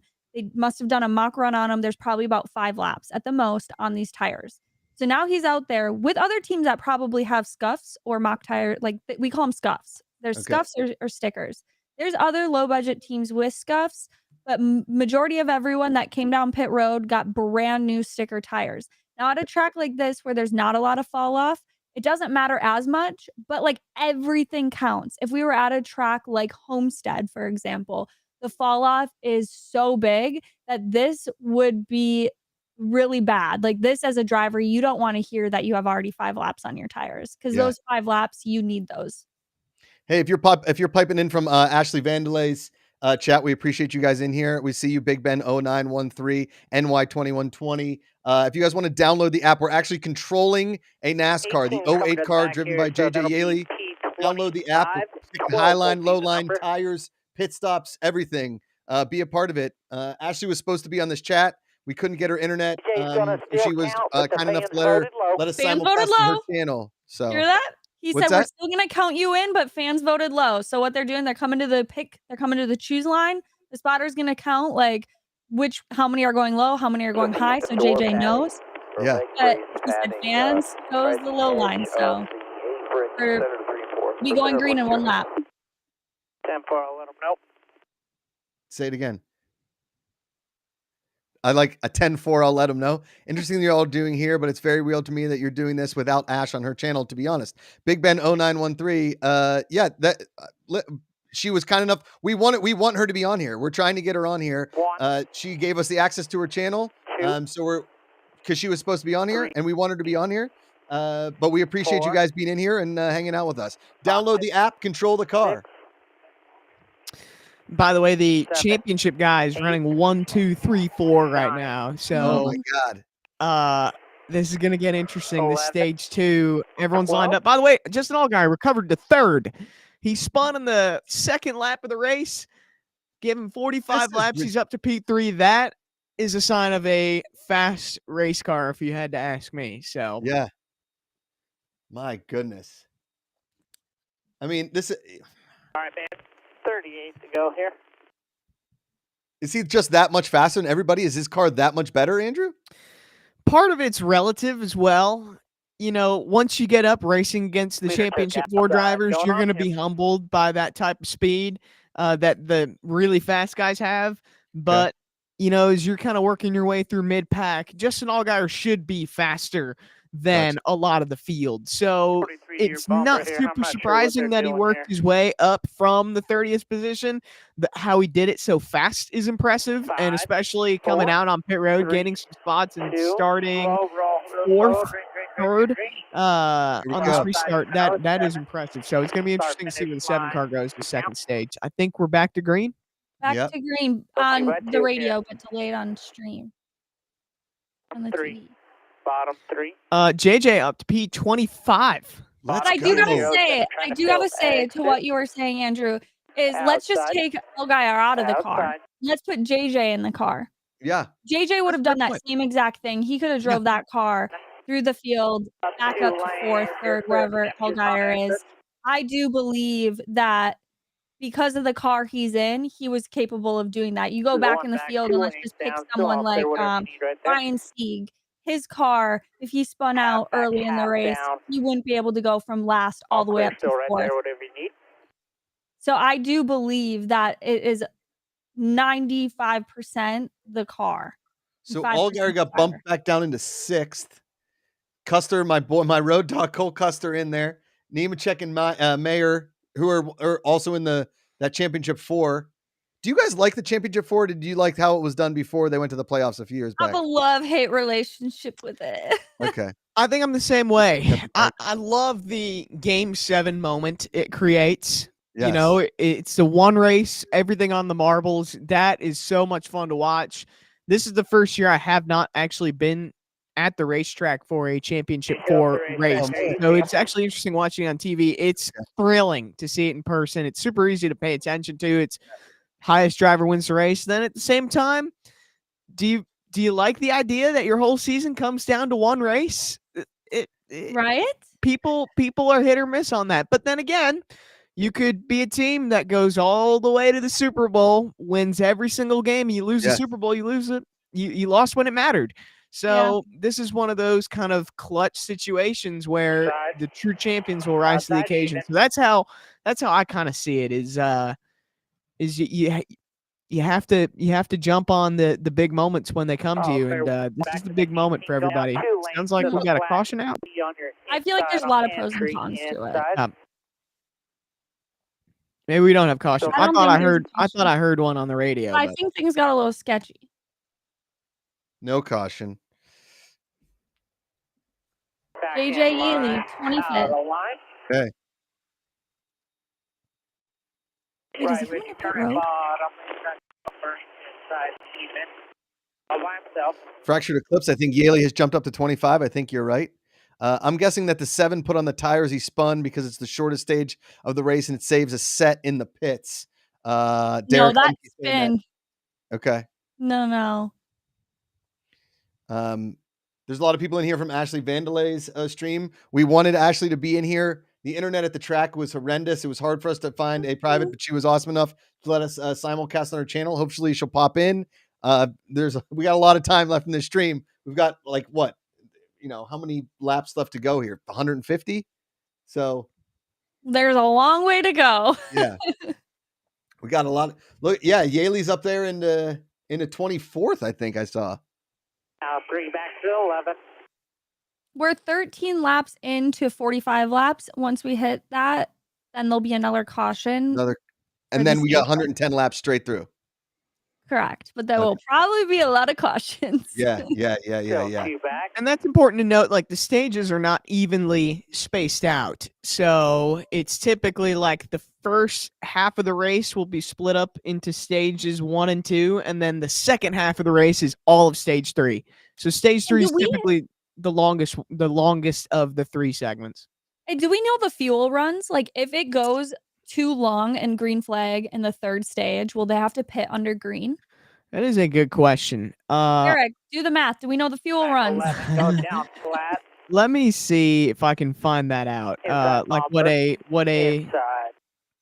Yeah, because what's the furthest you can go on a set of tires, or it'll come down to fuel, right? It'll come down to fuel, and we don't know the fuel mileage. If we were there for practice, like obviously the engineers and crew chiefs know the fuel mileage. Right after practice, they'll know. But yeah, we're not there, so I don't know it. Brandon Harper in chat saying 100% think finale should be on 1.5 miles. I mean, I think it's like 6 in one hand, a half dozen in the other, right? People think. I think the finale should be at Martinsville. Oh, Martinsville? Gosh. That'll be chaos. That's less than 1 mile, right? What is that? It's a half mile. Half mile, right? Track. Yeah.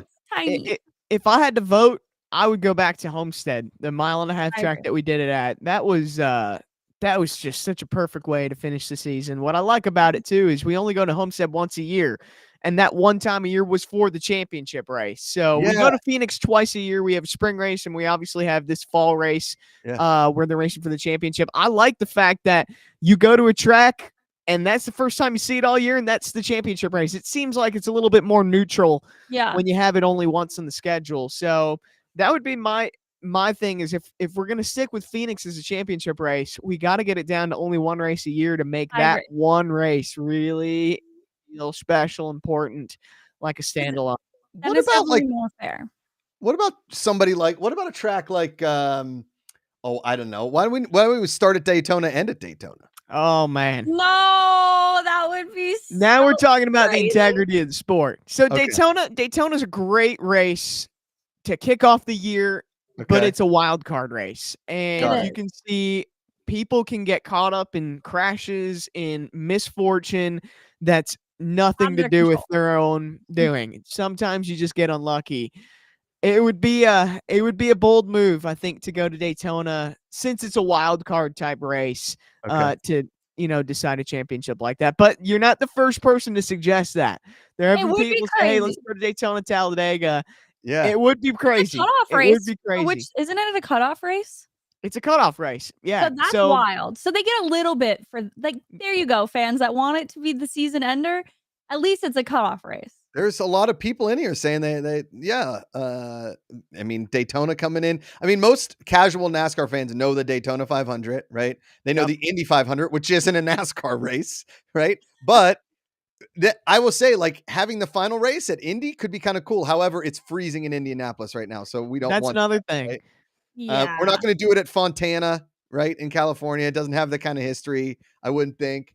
I mean, Talladega would be an awesome place to do it. But I always loved Miami under the lights. I think that's like doing it there. It just kind of had that special feel. You knew you were always going there. Miami, I don't know. I mean, I like this track. It's fun. City to end the season into. Like if you want to go and stay and party. Miami. Miami. Mark Barnum says championship race at a track that is not on regular season schedule. Okay. That's what we're talking about. Yeah. Yeah. 100% agree. That's what we're saying. Mm-hmm. J23141. We should do the Daytona race beginning of the season. That's what they do. We do that. Exactly what we do. We do that. Sponsor you're car. saying about us to do. Oh man, would I love to have a car at Daytona? That would be fun. That would be awesome. That would be really cool. Then you can vote on should you race up front or should you be just waited out in the back. I feel like that is a good vote. Yeah. One of our good friends, Banana Leche, was in the chat, and she said, "I missed the part where you put Josh in a car and just watch him scream for 200 laps." There is a video of me online in a Audi that we are doing like some kind of DVD release for the movie The Transporter, and I just screamed a lot. It was terrifying. I'm not good at high speeds. I don't know. There's something that just terrifies me about the fact that you're able to do this, Natalie. It boggles the mind. I don't. I've been doing it since I was 9 years old, so wild, just wild. JJ running 26th.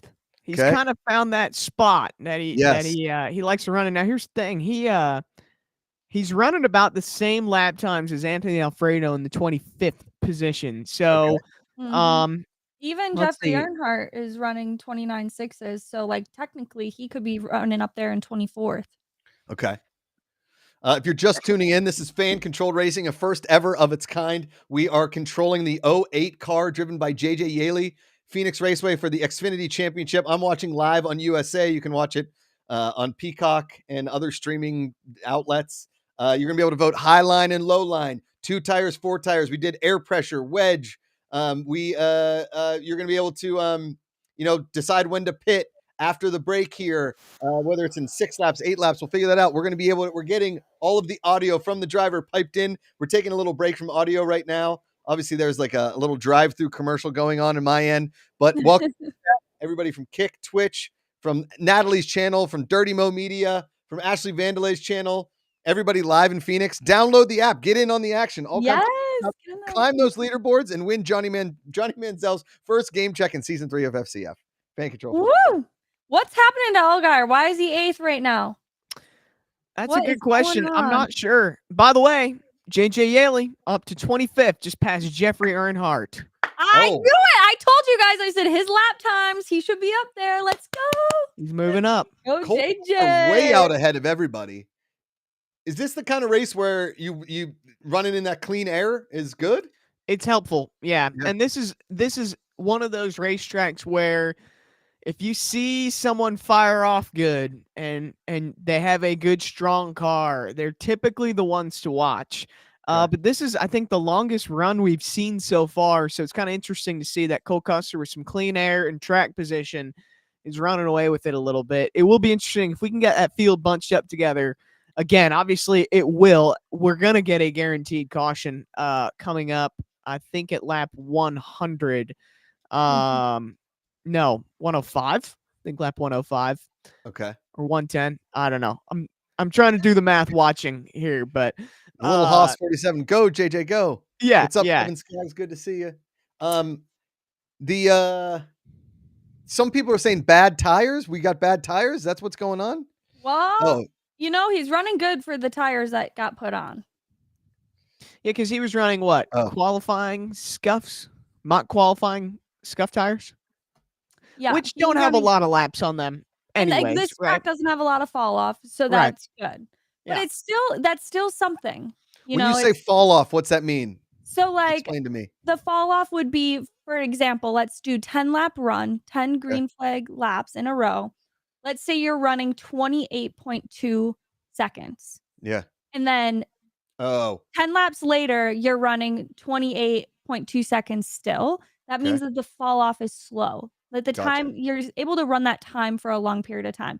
Now, at a track like this, that's possible. Now you go to Homestead, and within 10 laps, you'll fall off a full second. So your first 2 laps, you'll run let's say a 28.2, and then 4 laps later, you're running a 28.8, and then another 5 laps later, you're running another second slower. So the fall off is bigger at a track like that. So for him to have scuffs put on, it wasn't that big of a deal, but it's still something. When you're a driver in the car and all the guys in the top 15 are getting fresh, brand new tires on pit road, and you got scuffs, it's like, it kind of sucks. Like, you want what they want.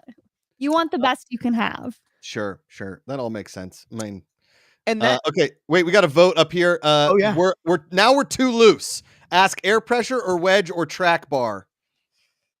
What do we think? Well, how loose is he? I wish it said. I think, like, look, we got the poll up here. You got 3 options. I'm voting track bar again. Track bar? We go track bar. Everybody go track bar. Everyone go track bar. That's track. Phoenix is near Zacatec. Phoenix is 87 degrees and the temps drop. That could change. Track bar. Great point that's a great point by near Zacatec. I mean, you can see the track is mostly shaded now. There was some sunlight under it, so that's exactly why he's loose. Yeah. So I mean, when a track gets colder, I shouldn't say it's completely shaded because you can see turns 1 and 2 are in the sunlight. Those will eventually get in the shade, but yeah, those temperatures are going to go down. We need bigger cactuses, Andrew. More shade. We need bigger cactuses to shade the track. That's right. Also, sometimes when the track gets cooler too, a lot more grip comes into the track. So we actually might see, once fresh tires get put on, some of these guys that are up front and they go out, they might run their fastest lap later in this race. We got a poll up there. Are you learning a lot about NASCAR during the stream? Yes, thank you very much. Or no, still kind of clueless. I'm saying yes, thank you very much, because I'm feeling, and we got 81% yes. So you guys are doing your jobs. You're doing a hell of a job, Andrew, Natalie. Thank you very much. 100%. Now the next one is, should NASCAR races go clockwise instead? Now we're talking about Australian toilets. I would be so confused. That's awkward. Just even think. Naturally, it's think about it too. You would need to drive on the other side of the car, like Britain, like England. Yeah, because like an English car. Because if you're driving the wrong way, the driver's side is now closest to the wall. Obviously, that's not as safe as what we would be having here. So yeah, you would need to make some pretty big, significant changes. Brandon Harper, track bar would tighten entry or exit and loosen the other. Correct. So wouldn't we want a wedge adjustment? ? Maybe we send that into the track bar. They can move the track bar to loosen the car too. Well, and also excuse me about that. To look at the trends that we're seeing here, we saw a bunch of cautions early on in the race. It was very much stop and go. Now is the type of time I feel like in the race where we're kind of getting spread out a little bit. We have some time to get some long green flag runs going. Is that the direction that the second half of this race goes? And if so, would an air pressure adjustment be something that we would want to look into for a longer run, setting us up for the long run versus the short run, which is kind of do air pressure matter what. No matter what, air pressure adjustment's going to happen. That happens every single stop. You practically do an air pressure change, unless your car is absolutely perfect. Okay. I think air pressure is going to happen no matter what. But what we don't know is how loose he is. Yeah. So like an air pressure adjustment might be enough, but if he's saying like out of 5, let's say 5 being really loose and 1 being not that loose, and let's say he's really loose, they got to make a big adjustment. Okay. This is interesting. Well, this is the 11 car. The 11 car put on a caution. Important decision. Okay. Do you well, I guess, will this be the stage caution? That'll be the question. Or do we restart? There's 6 to go, right? With this caution, or no? It's kind of close. Like, do you, if they will restart before the stage, do you pit now, or do you pit when the stage caution comes out? Would they ever push the stage caution? Would they ever push the stage caution? Yeah, they could make this the stage caution. They could make this the stage caution with 5 to go. Probably will be, I would guess, this is right? The stage. Yeah. This is the funniest comment I've seen all night. Loosey goosey or tighty whitey. Oh, I love that. Chris Gower said up there, I saw him and said, going clockwise is a dangerous and unsafe idea. I guess. I mean, you'd have to kind of be on the driving like you're in Australia or England on that side to turn that way. Like a mail truck. You'd have to be in a mail truck. Turning this way. Oh, wait. No, I think he's saying you don't want to make big, massive changes to the car right now. Oh. Yeah. No. Look, he says the track is going to undergo big changes into the evening, as in like temperature. Gotcha. But to Chris, but we don't know how his car's handling right now. We don't know what JJ's saying. Like, if all of a sudden it's so free he can't even turn the steering wheel to go into the corner because it's that free, the car's just turning itself, which is a big possibility, then they're going to need to make a big change. Because if he's free in. We've got our high line, low line vote up right now. I feel like we've gone low every time. Should we try Should we try the high line? Let's do it. Let's justice for the high line. Let's put a little drama in JJ's life. Let's make him go high. Oh, it's not winning. Not for me. It is not winning. The next poll up is what sound does a race car make? Vroom or zing? Or is like zing, zing, zing, zing, zing. I feel like that's F1. That's F1. That's more F1. Yeah. And NASCAR is more like vroom. Vroom winning with 69%. Nice. I love a good vroom. Yeah, gotta love a good vroom. Little Hose 47 or Little Hoss. Why do I keep saying Little Hose? I'm an idiot. Excuse me? Little Hoss 47. Highline. He likes Highline.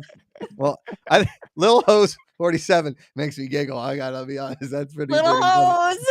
I got Andrew. I can tell Andrew's giggling. I got him. He's giggling. Oh man. This is a ton of fun. I'm loving every second. You guys having fun? This is awesome. Yeah. This is the best way. This is the best way to follow the race, I think. Okay. I agree. Yeah. I feel like I'm more on top of my game paying attention than if I were just be lounging on the couch watching it myself. Like now, like I'm invested. We are. This is what we say when we talk about fan control football. Finally, when you say we won, we lost, it means something. You know, you're following along every single play. I'm telling you, football gets addicting. These voting on things that matter is addicting. It's addicting. It's super fun. What's better, tighty whitey or loosey goosey? That's the next poll up in the app. Are we talking about how the car handles or just saying it? I think just saying it, really. Because loosey goosey is cute.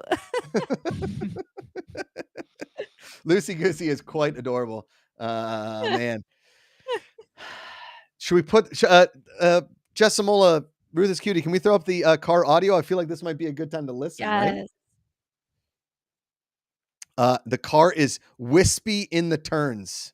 Wispy in the turns. What does that mean? Lil Haas 47. He's giggling. Fractured question. Who's making the polls? One of our fearless employees that dares not be named, although I made a lot of them and scheduled them during the call. All right, here comes some car audio. Kevin Skaggs, loosely goosey, the way to drive. Every race car driver hates a loose car. All right, so here. They're still at the yellow flag, right? Still cautioning. Yep. Someone asked, how much longer is the race? Wife wants to know. 111 laps to go. Okay. Probably an hour. Yeah, so we've been racing for about 57 minutes so far, including cautions and green flags. So we're just shy of halfway. Okay. We're not talking much on this radio. This sport is one of those, it's sort of like hockey playoffs. I'm like tense the whole time because there's always something going on. Yes. I agree. My hands are still sweating. Yeah. And you drive. Oh my gosh. Okay. Well, I watched my fiance race in NASCAR for the first time a couple months ago. And that was my stomach hurt worse than if I was driving. I was so nervous. I thought I was going to throw up. Driving is way easier than watching it. Oh man. So if you're just watching and this is your first time watching, this is Fan Controlled Racing, part of Fan Controlled Sports Entertainment. All right, here we go. We got green flag. We got green. Oh my gosh. Are we? Wait, green flag? What? I see a green checkered flag. Is that stage break? Stage. Yeah, That's the end of the stage. That's the end of the stage, right? Okay. All right, my bad. I'm like, dang, they're gonna do a 1-lap shootout for this damn thing. This is intense. That would be kind of fun, though. I think we just came up with a fun idea. The 1 lap before the stage. They have done that before. Okay. And it is chaos. Now they will all pretty much pit here, right? Yes. Yes. Yeah. We'll hear some radio here soon. Okay. Yeah, they're all coming in. Some are staying out.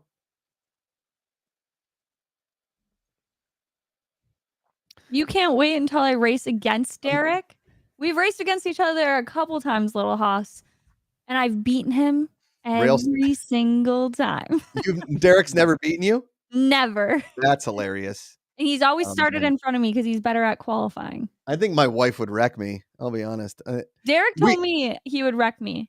And I said, well, then I'll punch you in the face and we'll have a TV show. Oh, that's pretty good. We got to get more reality show. Like, you guys would make a perfect reality show. Have you pitched this anywhere? Oh my gosh. If we had cameras following us around in this house, like, it would be a disaster. Our life is total chaos 24/7. We may be getting Grant, one of our founders who's live in Phoenix, to do a hit from the pit. Oh, heck yeah. So we're going to stay tuned for that. Someone just said, hello, what has happened so far? Yes, a lot. We do a little recap. Go, Natalie. What? Tell everybody what's been happening. Oh my goodness. Oh, my pilot, the cheap gas car. It was on fire. What? No wonder the gas was too cheap. Did you see that? We just went I'm behind. I'm still there. Me too. I'm like, there's a fire? What the heck? We're on the same page, crazy finish, Andrew. And I'm gonna be like a minute behind you. Right? I think we're on the same. Like, I'm watching it on Fubo, I think. Oh, the fire. I see it now. Oh my see goodness. The fire? Oh, so you're on Fubo. Okay. Oh, that's Sammy Smith. Oh, someone was on fire. That's a big fire. One of the no. Is that the gas man? No, one of the tire changers. We're pitting twice, apparently. Something wrong with a nut. I'm allergic to nuts. Okay. We're going to bring Grant Cohen in. We got to take this one graphic off of here, and then we're going to bring Grant Cohen in. Great to see everybody in chat. Again, this is your first time watching Fan-Controlled Racing, live from Phoenix, the Xfinity Championship Series, controlling the 08 car with JJ Yaley.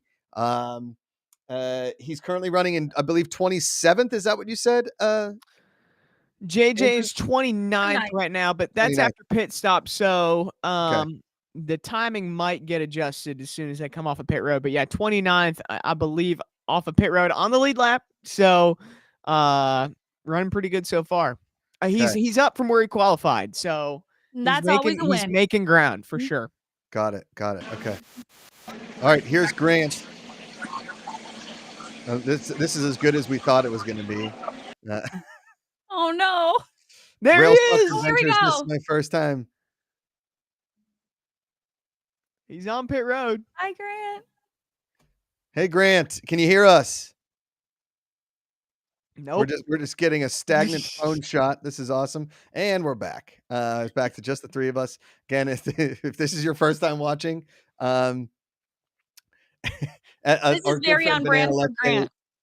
I will say he's one of our founders. He's an absolute awesome dude. Oh no, the dude fell and slipped. Oh, that's a tough look. Oh my goodness, you're too far ahead. Who fell and slipped? There was I really think the driver should have to get out and change their tire with like a random friend that stopped on the side of the road. Hey, you need some help? And then they crank the jack. They pull the jack back down. They find a good Samaritan. Good Samaritan race fan. Am I going to see this guy slipping? Oh wow, he was carrying the tire when he fell. Yeah. That's how you break a hip. That's how you lose positions on pit road. The sun's going down on this side of town. He must be in Phoenix. I've never watched a race like this. This is so very interesting. Thanks, Travis Lee 90. Okay. JJ said they turned the wrong way on the wedge. Oh no, deciding now what to do. Oh no. Oh no. So that means that the way they turned it, since he said he was free, he wanted to be tightened up. And so they loosened him more. They loosened him up, so it's going to be really bad. Oh, so hopefully he can come back down pit road and fix that. Okay. I still can't believe that crew guy was on fire. I know. Do you see him pointing? Like he was like, someone. Could you like picture you're on fire and he's like right here. That's me. I've never done that. I've been on fire, and those suits are safe. Like that, you got a lot of time. Really? Truthfully, yeah. I mean, it gets warm, but like it gets warm. It's you got quite a bit of time. Wait, you've been on fire how many times? Yes. Daytona, I was on fire. When I raced short track, I was on fire a little bit. Not anything like Daytona, though. Daytona, my suit and shoes were burned. That's I like wild. I don't know the name. It doesn't have the name, but somebody from YouTube said Sammy's tire changer, a badass, was on fire and still changed the tire. He did. Yeah. Yeah, and people were saying, yeah, he was super chill like that. Yeah. Yes. No big deal. It was just on fire. He was like, "Can someone get this?" Near Zack Attack. I've never been to Phoenix, but my brother lives in the area. We'll get there. Near Zack Attack. You gotta go. I tell people this all the time. Phoenix, I've been to just about every NASCAR track on the schedule, minus a handful of some, but Phoenix is one of the coolest tracks on the NASCAR schedule. Okay. It is very cool. You gotta make it out if you can. And we're back to green. Back to green. Here we go. If you're just tuning in and you've never watched this before, again, Fan Controlled Racing, download the app. In the App Store, just look up Fan Controlled. We have Fan Controlled Football, Fan Controlled Racing. We're controlling the 08 car alongside Natalie Decker, Andrew Kurland from Dirty Mo Media. Natalie Decker, just an awesome race car driver and badass. And JJ Yaley's in the car. He's our driver. He's currently 29th, I see, on the TV standings here.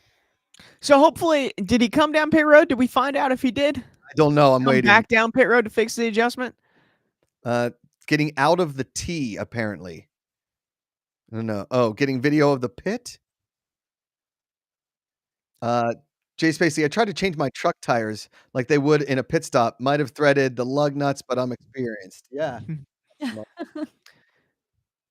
What's your favorite super speedway you've been to, Andrew? Nothing beats Daytona, right? I agree. I mean, but Talladega, Talladega's cool. Talladega is very cool. There's just I don't know. Maybe it's a nostalgic feeling. It's something that just feels so right about going to Daytona in February for the Daytona 500, watching that race finish under the lights. It's the warm Florida air. I love Daytona, especially the area, Daytona Beach. Like if you have time throughout the week to go check out the town, eat lunch alongside the beach. Oh man, it's one of my favorite spots on the NASCAR schedule to go to. I missed the Daytona 500 this past year, but I think if my dad's still watching, I think he's still watching this stream. I think we're making a plan. Dad, let's go to Daytona this year. Yeah, love it. Yeah, Dad, you better be there. Come on. Okay. I'm getting from our crew chief here. We're 15 laps short on fuel. If we don't get another caution, we'll have to pit on green. And then no more scheduled pauses. We need a caution. So they messed up on pit road. I feel good about a yellow coming out. He feels good about a yellow. We need a yellow. What do you guys think? Ash Vandalay in the chat. Ash, we miss you. Come on in. Ash! You guys, the drama is here. The pit crew messed up on pit road. If he is 15 laps short of fuel, they didn't get enough fuel in the car. Caution came out. Caution. We got a caution. Let's go. He felt good about it. I'm going to call you the clairvoyant, Andrew. You felt good about the caution. Okay? Yeah, thank you. And God. I said that before I saw a caution came out. So, we're not going to like why the caution came out though. No, it was JJ, wasn't it?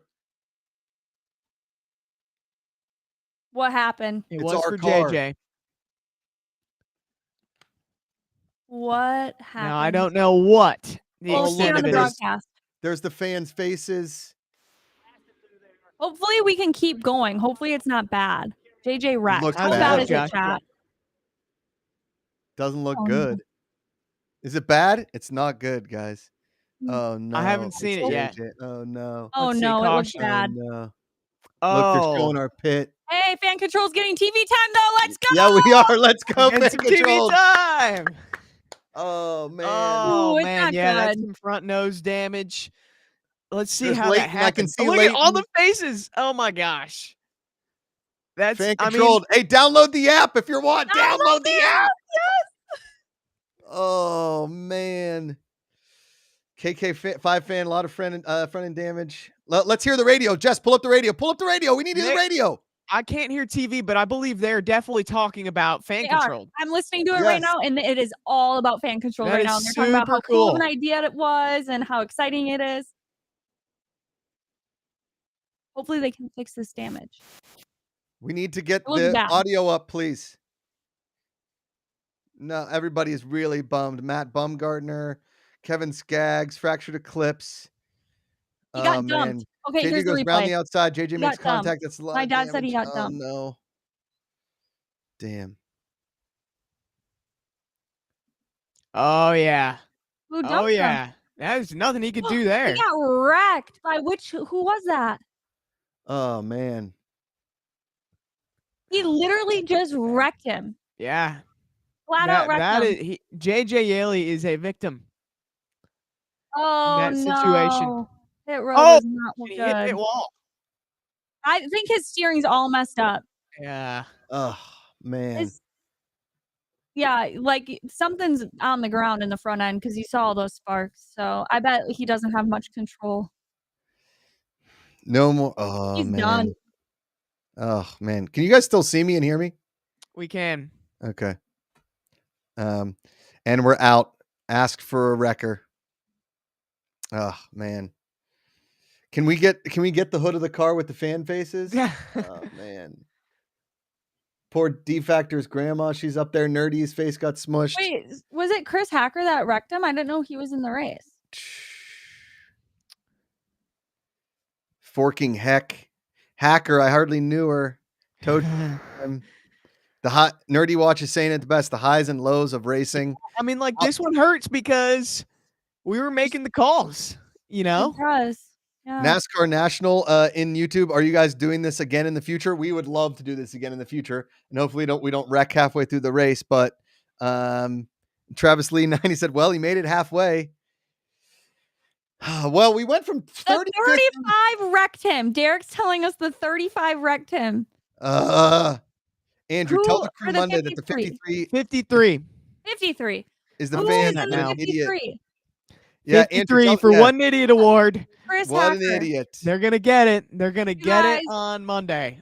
I tell you that. Tweet at Chris Hacker and tell him we're very upset. Hacker just made the list. T-Kang is OM gosh. Well, guess okay. So when we do the when the fans have the opportunity to pick the next driver, I'll tell you one guy who's not going to be on that list. Yeah, not him. Not is it Andrew, him. What's his name? Andrew Hacker. Chris Hacker. Chris Hacker. He's out. The Hacker hacked. Oh, the hack for shit. It's the hackers.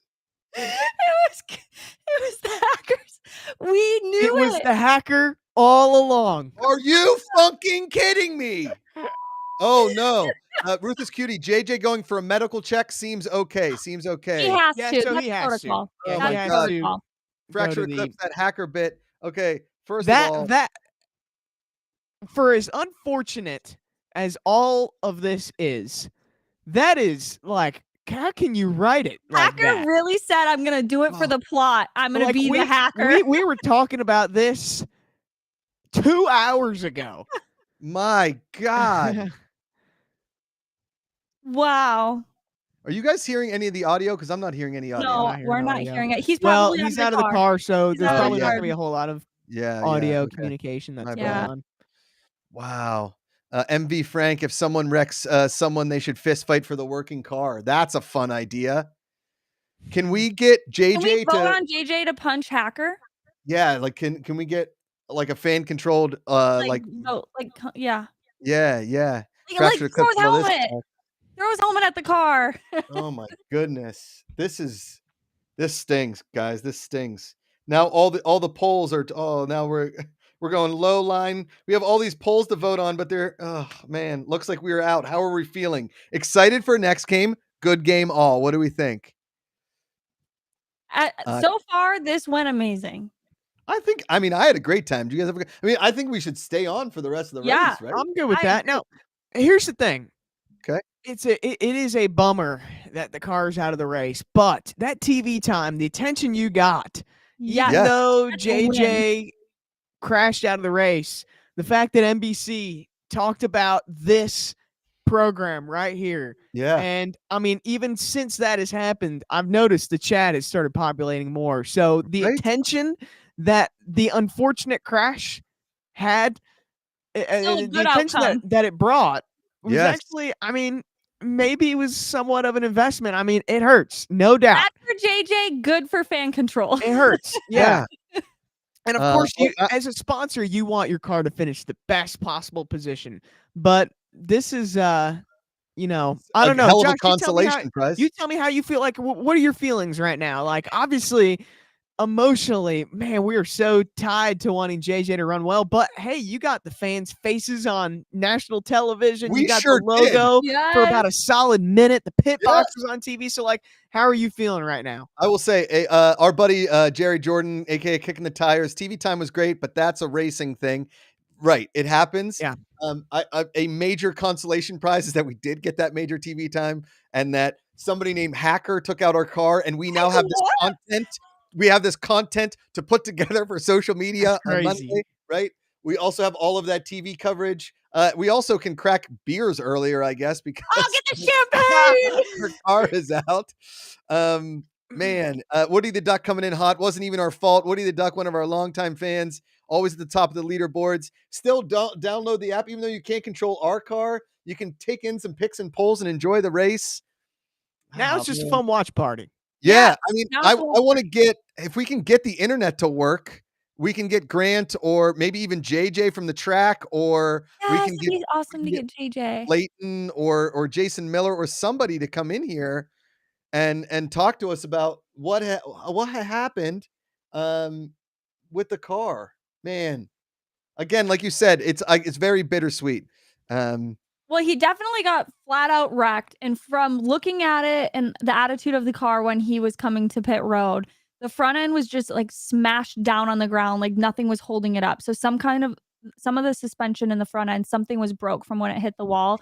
And when he came into pit road and he pulled into his pit stall, he couldn't even turn. He hit the wall when he was going like 5 miles an hour. So that shows that the steering wheel just like wasn't working. Whatever broke, he couldn't turn the wheel. So usually, like what happened with Allgaier early on and with his wreck, it wasn't technically a wreck. He just spun out, but like he had no damage. He got. So that's why when we heard that it was JJ, I was like, oh, like maybe it's not bad. Maybe the damage is fixable. But that Ryan was McKee steering rod failure then? Oh, man. I don't know if it was the steering rod, but it was something with the suspension in the front end. Hey, it's good to see it's good to see our friend Master of Light 24. Looking forward to DBC this week. They are one of our biggest DBC fans. So I'm very excited to see Master of Light here in the YouTube chat, it appears. Master of Light downloaded the app. I know that because he talked about it. Oh, that's right. Yeah. I was pumped about. Chicago Matt says, I'm an Allgaier fan, but no driver deserves to be taken out like that. Yaley didn't deserve that. Oh, man. Yeah, download that app. I mean, hey, we got, how many laps do we have? 100, a little over 100 left, or a little under 100 left? Yep, we have about 90 laps to go. They're going to be taking the green flag around 90 to go. Okay. I saw a comment earlier, I think it was from someone named Juan John, asking if they wanted me to go in the car for the next time. I don't think you want that. I don't think what you want do this. I think we could do this. I'm not a race car driver, so I think that's a bad idea.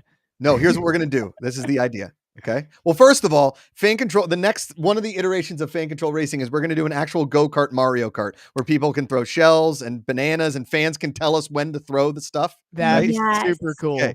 Now, what we should do is a driving experience, right? Where Natalie is my coach and Derek is your coach and JJ Yaley is the overall like judge of how things are going. And then Andrew, you and I race.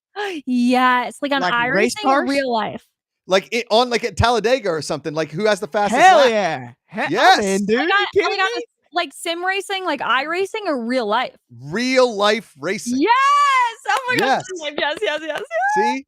This is the kind of stuff I'm talking about. Railstock Adventures. I downloaded the app. I appreciate you, Railstocker Adventures. Thank you. Master of Light 24 just made my day. That y'all thanks. And very happy to see you too. You're always welcome here, Master of Light. Always welcome.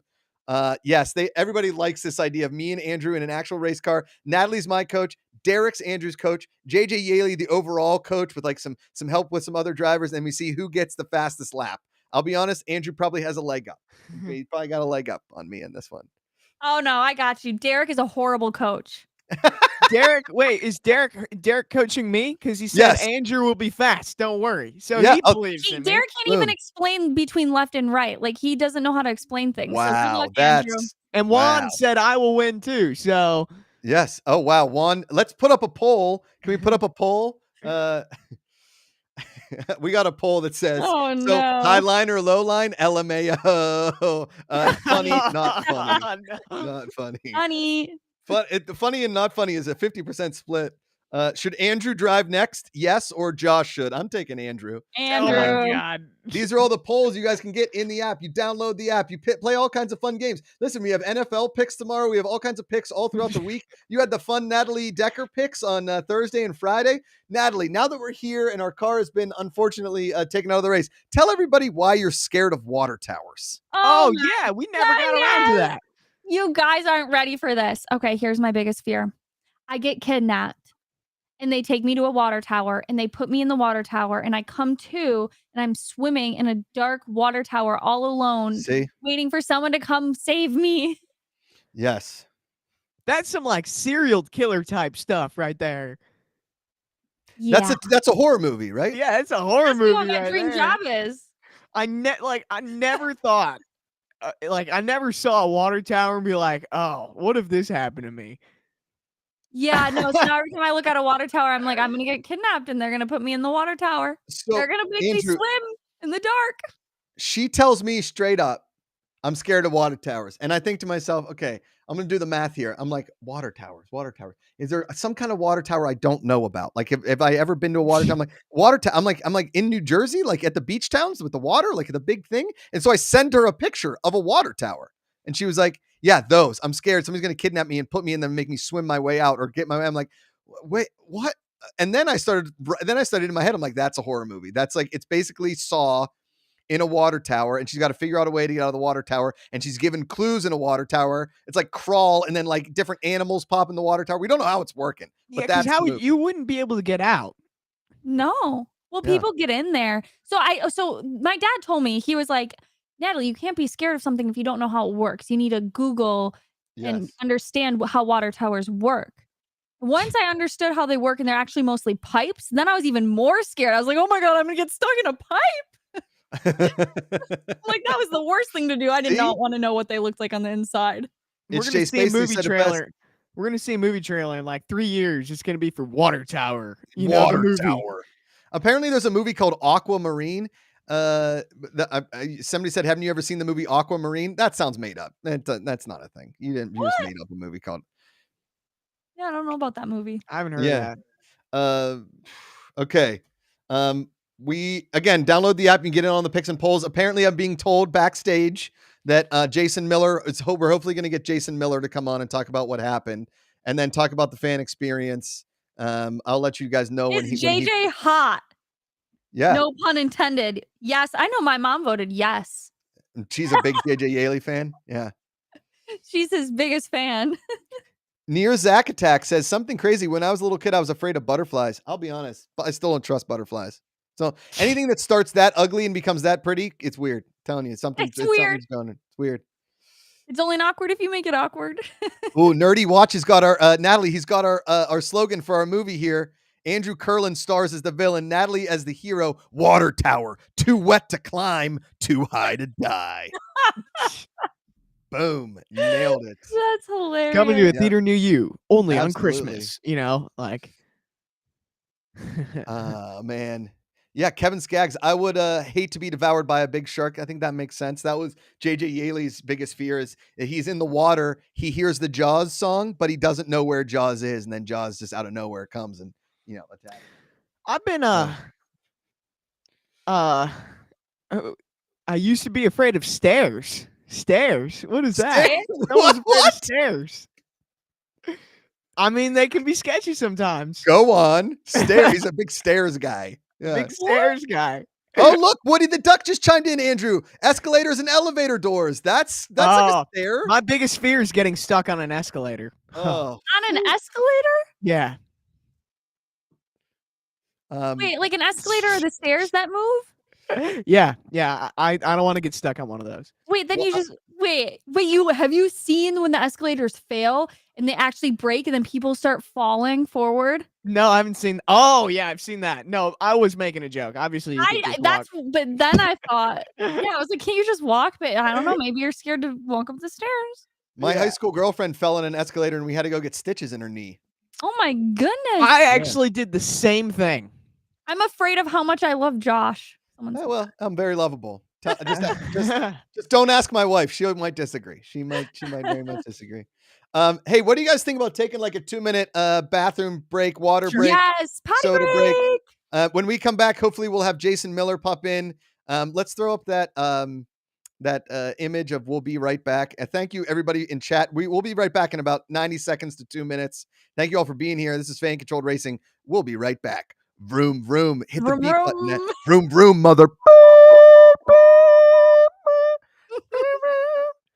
I think that we're having trouble with Restream is really having trouble loading graphics, huh? We are really feeling it.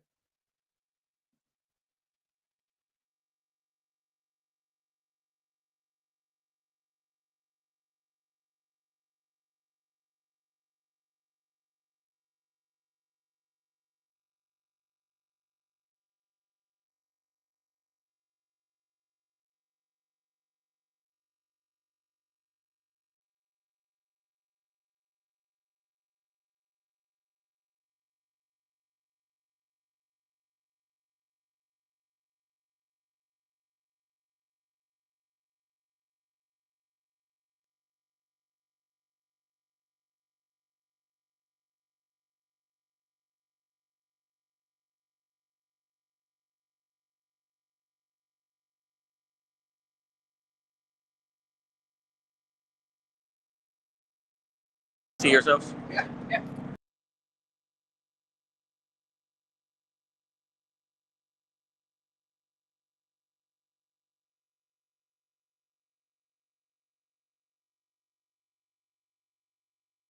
Back.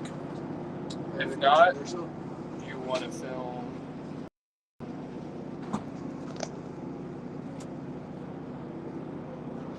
Can you pre-record it and then send it to Steven? Yep.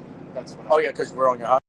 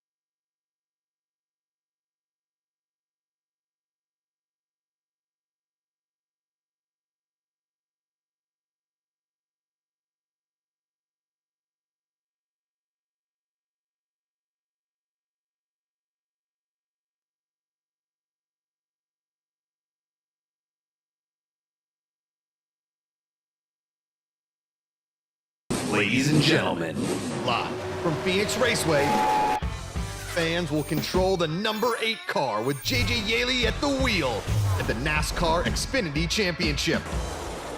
Now, join Natalie Decker, Andrew Kurland, and me, Josh McCouga, for the first ever fan-controlled racing watch party.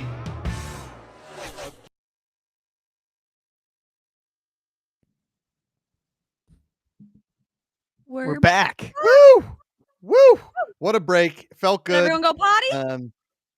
So here's what's going on. Welcome back. Oh, we have another wreck, the 19 car. Matt Snyder.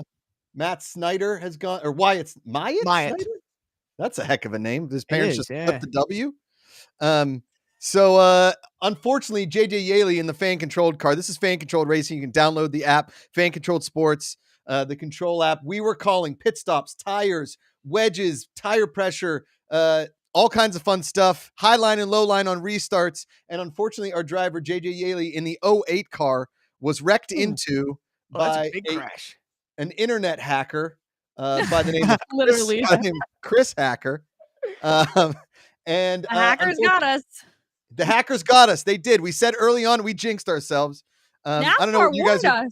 Like, we should have seen this one coming. Seltzer. I have a koozie that says "Don't be a," and then it's a Coca-Cola. So you use the bleep button well for yourself, but just not for me. Okay. Fine. I don't get the timing down for other people. Yeah, I'm still working on that. You hit the bleep button. Download the app, climb the ranks, buy some Fanvatar stuff. These Fanvatars are adorable. You build your own Fanvatar.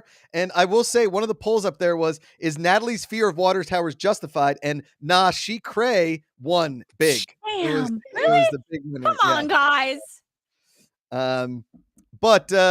Yeah, we're here. We're going to watch the end of the race, to the end of the race right here, the Xfinity Championship live from Phoenix, Arizona. Andrew, can you break it down? Apparently we have a pit video, but right now, can you break down what's happening in the race just to catch everybody up? Yeah, so at least this championship race it's an interesting one because there's 2 cars that seem to be the 2 front runners of this championship race. It's John Hunter Nemechek, who's currently leading the race, and your guy Josh Cole Custer seem to be the 2 that are swapping back and forth for this championship race. But right now, I think the 20 car is the car to beat. It's going to be interesting. 62 laps to go. But like I said, those 2 cars have been the 2 that have shown some life so far in this championship race. But all 4 championship drivers are in the top 5. And we just had a caution come out. We know how crazy these restarts are going to get. Yeah. Anything can happen, especially, with under 60 laps to go, with a championship on the line, the gloves have to come off, right? Yeah. Mm-hmm. Yeah.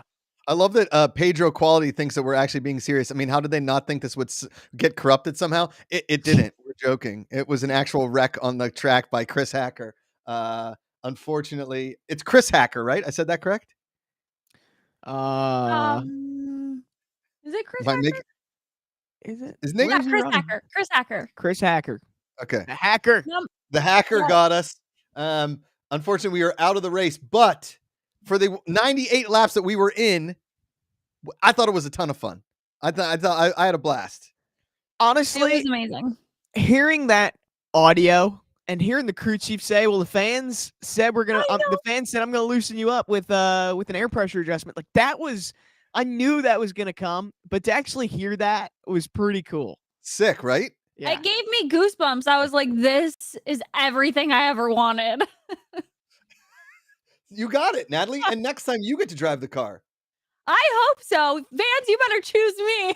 You got to vote for Natalie. We want Natalie driving that car. And I'll go crazy with it. I'll let you choose whatever you want.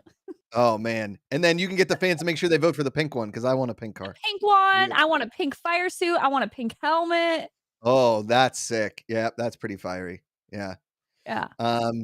All right, so Justin Allgaier has jumped up into 4th, I believe. Andrew, that's what they're telling me. Big Ben 0913. Can we vote for Ash to drive the car? Hey, if Ashley Vandelay wants to get in on the driver vote, by all means, let's get her in. Let's get an all-woman vote. Let's get Natalie. Let's get Ashley Vandelay. Tony Brightinger, I think, right? And then who else? What do you throw? Danica Patrick in there, or is she retired? Oh my gosh, what if we threw her in there and she and then won if the fans voted for her, she has to come back. Come out of retirement.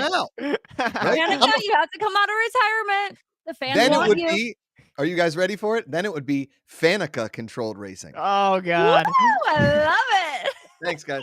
Thank you so much. I'll be here for the next 45 laps. You guys are welcome. That's Josh, everybody. Y'all have a good night. Yeah, Take your bartenders. Simple Complete said the most fun. Hold on, this is going too fast. The most fun God damn it! It's so fast. The most fun I had with a race fan interaction. Well, thank you. Yes, well said. Adventures having like the night of his life. He's crushing it. No, Danica has retired. Okay. Someone said, Chris said, Natalie's a driver. I'm the crew chief. And then either a Casey Boat or Brett Griffin, 2 of our podcast hosts, as the spotters. So. Let's freaking do it.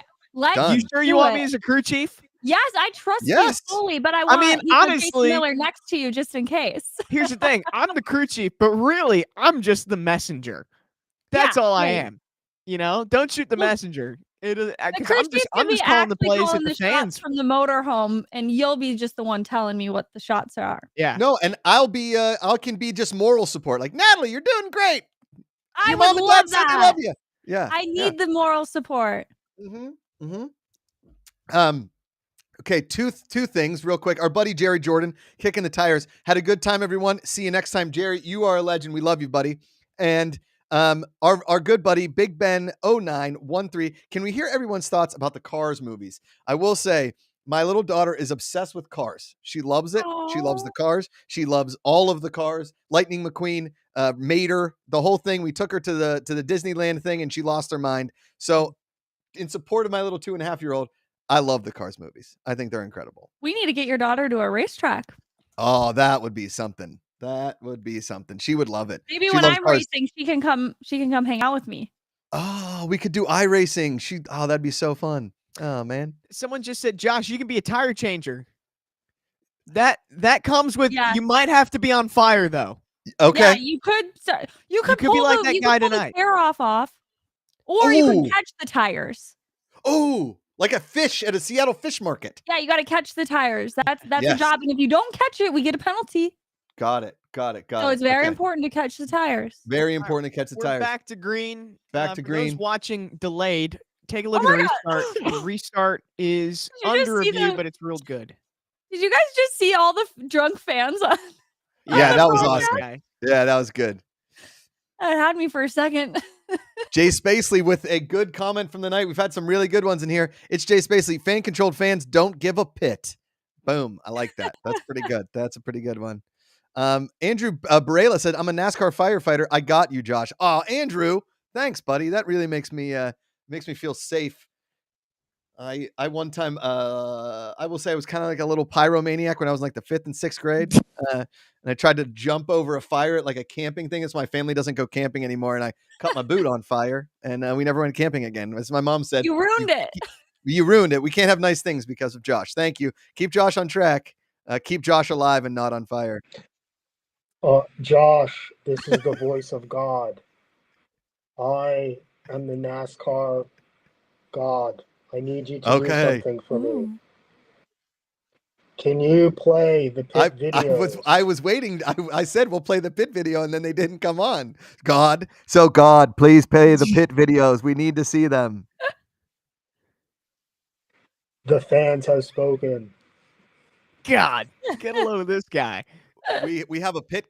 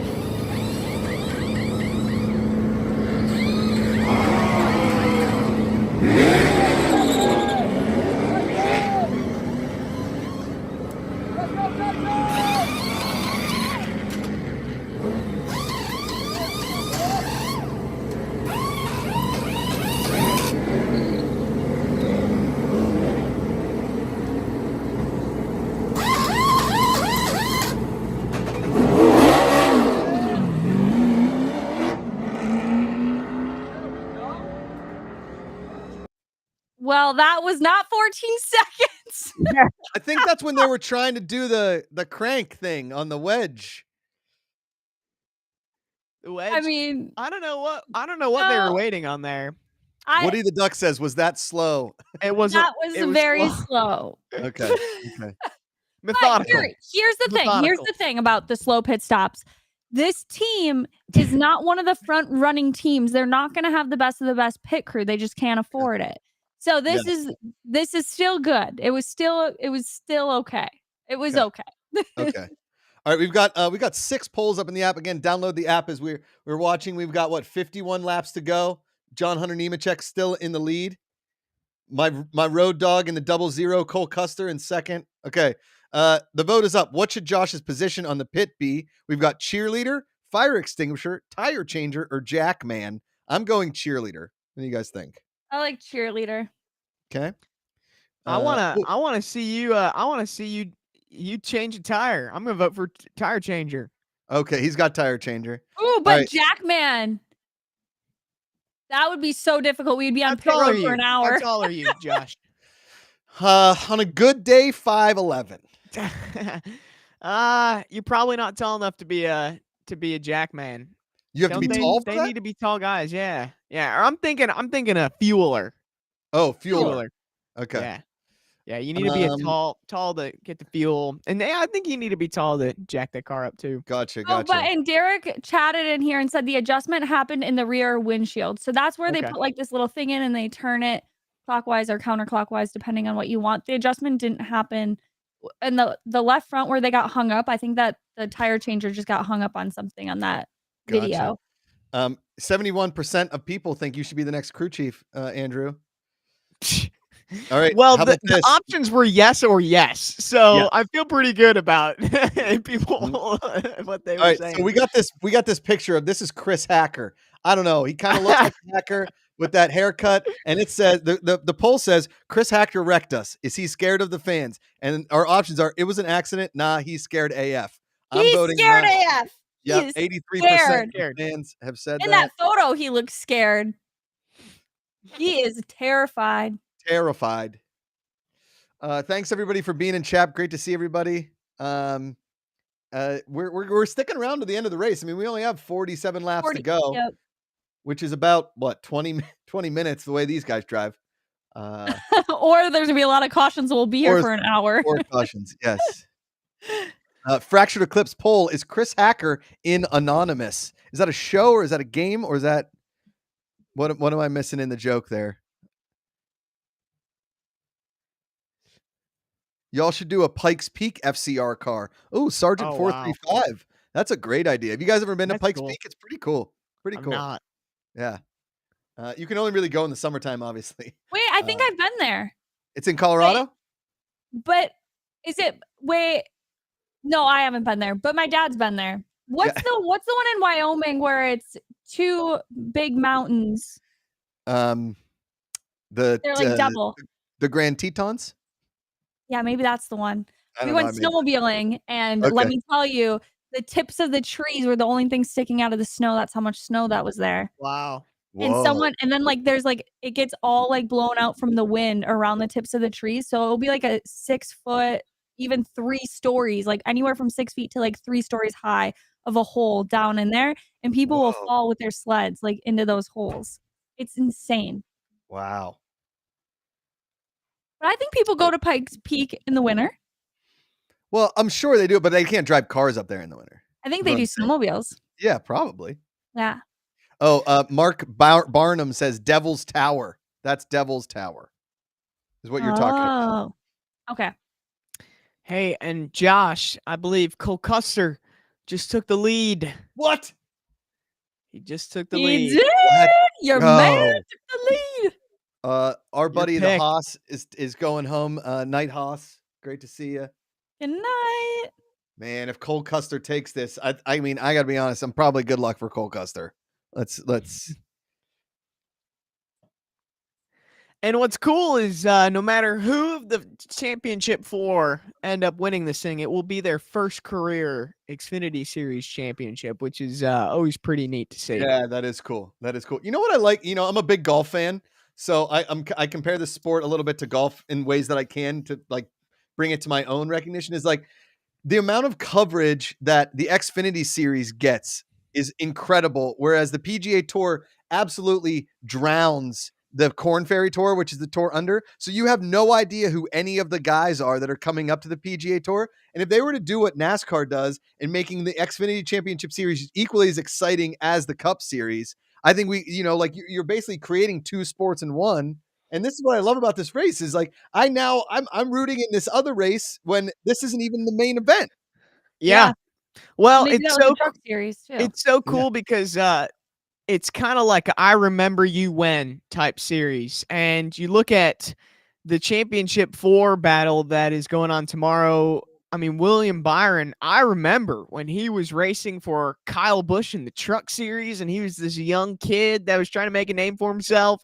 Then he came to Junior Motorsports, won an Xfinity Series championship. Now he's racing for Cup Series championship. It's like, dang, we kind of got to see this guy grow up through the sport in front of our very eyes. So yeah, that's a really good point. Like I feel like NASCAR does a good job showcasing their top. Really does. Like, and they even do a good job even showcasing like the ARCA series, which is right below the Truck Series. Yeah, the Craftsman is pretty amazing. I mean, I love watching the truck. We have something awesome. Yeah. Oh, we're back. Okay. We have something awesome. We have a video from Jason Miller, our crew chief, post race. And when we get back, I'm going to answer Kyle's question for Natalie. So sorry. I'm going to tell our producer right now, the private chat is not popping up. Hey guys, Patrick Dees, Fan Control Racing. I'm with crew chief Jason Miller. He runs the show here. First of all, we're fresh off of being spun out. What happened? So we had someone get a little greedy after we passed them, and they ran in the back of us and spun us out. And we hit the inside wall. But first of all, I want to say you guys did awesome. This was great. I mean, you picked the right decisions. You air pressure. We made air pressure adjustments. When you said air pressure, we picked low. You've done an awesome job tonight. I'm very proud of everybody that chimed in, voted, and looking forward to doing this some more because you guys are switched on. You know what you're talking about. I was impressed. That entire race, he was saying, look, fans are crushing it. So this is obviously our first, our beta test, if you will. What do you think's next? Like, how do we evolve this coming into next year? Because 24 is going to be a big year for Fan Control Racing. Right. So I think we update the app, give them more decisions, give them more detailed decisions. Okay. Today it was just like air pressure, wedge or track bar, stuff like that. And I'll start explaining as we go through the winter, and we start making it a little better actually what the changes do. Okay. Yeah. It's incredible. Well, you guys heard it here. Jason Miller telling you, the fans, that you absolutely crushed it this race. Not what we were hoping for, but look, it was awesome seeing fans run the show. It was a pleasure working with all of you. Power to the fans. Thank you. Woo! We did it! We did it. Wow! I love to see up about the outcome of the race. Hacker's wrecking right now. Hacker is wrecking right now. No way. And there he goes. Karma. Came full circle, guys. And he came full circle. Really did it. Did the fans vote on Hacker to wreck? Is that what just happened? Caleb Miller, Hacker, blow it up. Again, shout out to all the fans, guys. We did it. Honestly, we wouldn't have done it without Andrew and Natalie. So thank you guys very, very much. And everybody listened. We got in the app. You downloaded the app. We made this all happen. 87 chant. We need a Wawa hat. Yes, I would love a Wawa hat. That's what Jason was wearing. He was wearing a Wawa hat. Was he wearing a Wawa hat? Yeah. I missed that. And I think, like, this was super, super fun. And the fact that Jason Miller and the SS Greenlight team and the crew, they want to do more stuff just goes to show you, I think we got something here, guys. I think this is going to be a ton of fun. So. Yeah. And like you said, you can evolve those decisions. A lot of it tonight was the simple moves, but if the crew chief thinks there's more stuff you can customize, that's great feedback to hear, because he opened the doors for fans to make decisions pre-race, during the race. But if there's more that can be done out in the future, I mean, I'm all for it. That would be really cool to open the playbook up. Yes, open it up to more decisions, more detailed, like he said. And with that detail come explanation to help teach the fans maybe what decisions they're making so they can understand those adjustments that they're making. I mean, the more specific we can get, like the more informational we can get with this, I think the more popular it becomes, right? I agree. I think so. There was a question before that video went live from Kyle who said, Natalie, can you tell us about qualifying and not qualifying? Can you talk to us about qualifying? Like when there's qualifying and when there's not qualifying? No, like what's, like when you're going to qualify and like qualifying and not qualifying. I don't know. That was just the question. I don't know exactly what he means, but. Yeah, I don't understand the question fully other than like referring to like the 2020, like when you would not qualifying, you'd go right into the race without practice or qualifying. No qualifying. This was during COVID. They would go right into the race. And what's so crazy about that is you don't know like if the splitter is going to be on the ground. You don't know if you don't know anything. And you could be going into it with a horrible race car or a great race car. That is pretty crazy. And qualifying does rain out. So there's times even now where you do have practice and then something happens with the weather and you miss qualifying. You have to go right in the race. Wow. We're not ending this early. Don't worry, Kevin Skaggs. We're waiting until the very end because we got to see if my road dog Cole Custer brings it home. I want to shout out Sergeant 435 in the chat who said, I would love to see fan-controlled golfer with the fans being in the caddy. Well, Sergeant 435, your wish is our command because fan-controlled golf is coming at some point in 2024. So just you wait. I love that. Whoa. How do you do that? Official announcement coming soon, but fans are gonna be able to call all kinds of stuff. 2-on-2 match or 1-on-1 matches, 2-on-2 matches, exhibitions during like weeks before the PGA Tour event. So like on a Monday or Tuesday before a PGA Tour event, fans are gonna be able to do all kinds of fun stuff. Again, no official announcement, but I will say that fan control golf is coming. I can tell you that straight. Woo! That is super cool. That is awesome. Yes. So we've got 27 laps to go.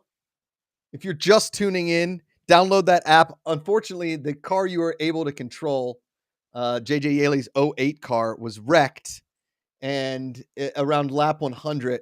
So we're just watching the end. We were able to call tires and pit stops and all kinds of fun stuff. Apparently we want to reset and hit the promo video. I don't know why, but we're going to do it. So let's do it. All right, let's do it. It's Jay Spacey. What's 27 laps in football terms? I would say like fourth quarter. Fans will control the number 8 car with JJ Yaley at the wheel at the NASCAR Xfinity Championship. Now, join Natalie Decker, Andrew Kurland, and me, Josh McCouga, for the first ever fan-controlled racing watch party.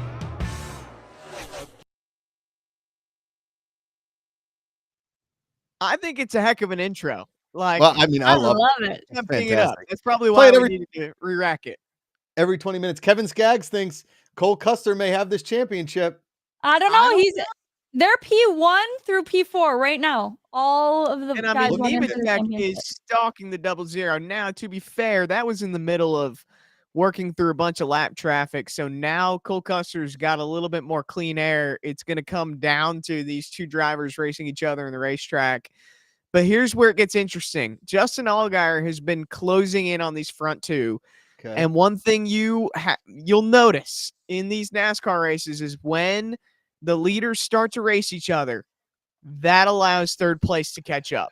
So if John Hunter Nemechek can get up to that 00, they're going to race each other hard as hell for the championship. 20-ish laps to go. No one's going to give each other an inch, which could open the door for the 7 if the 20 car gets there. So that's what I think we should be paying attention to right now. But it's up to John Hunter to get to the bumper of the 00 in the first place. Andrew, what happens if we get a caution here? Is that bad or good for Cole Custer? I bet you Cole Custer wants to see this race run green. But for us, for the entertainment standpoint, a caution would be awesome. Mm-hmm. See? Okay.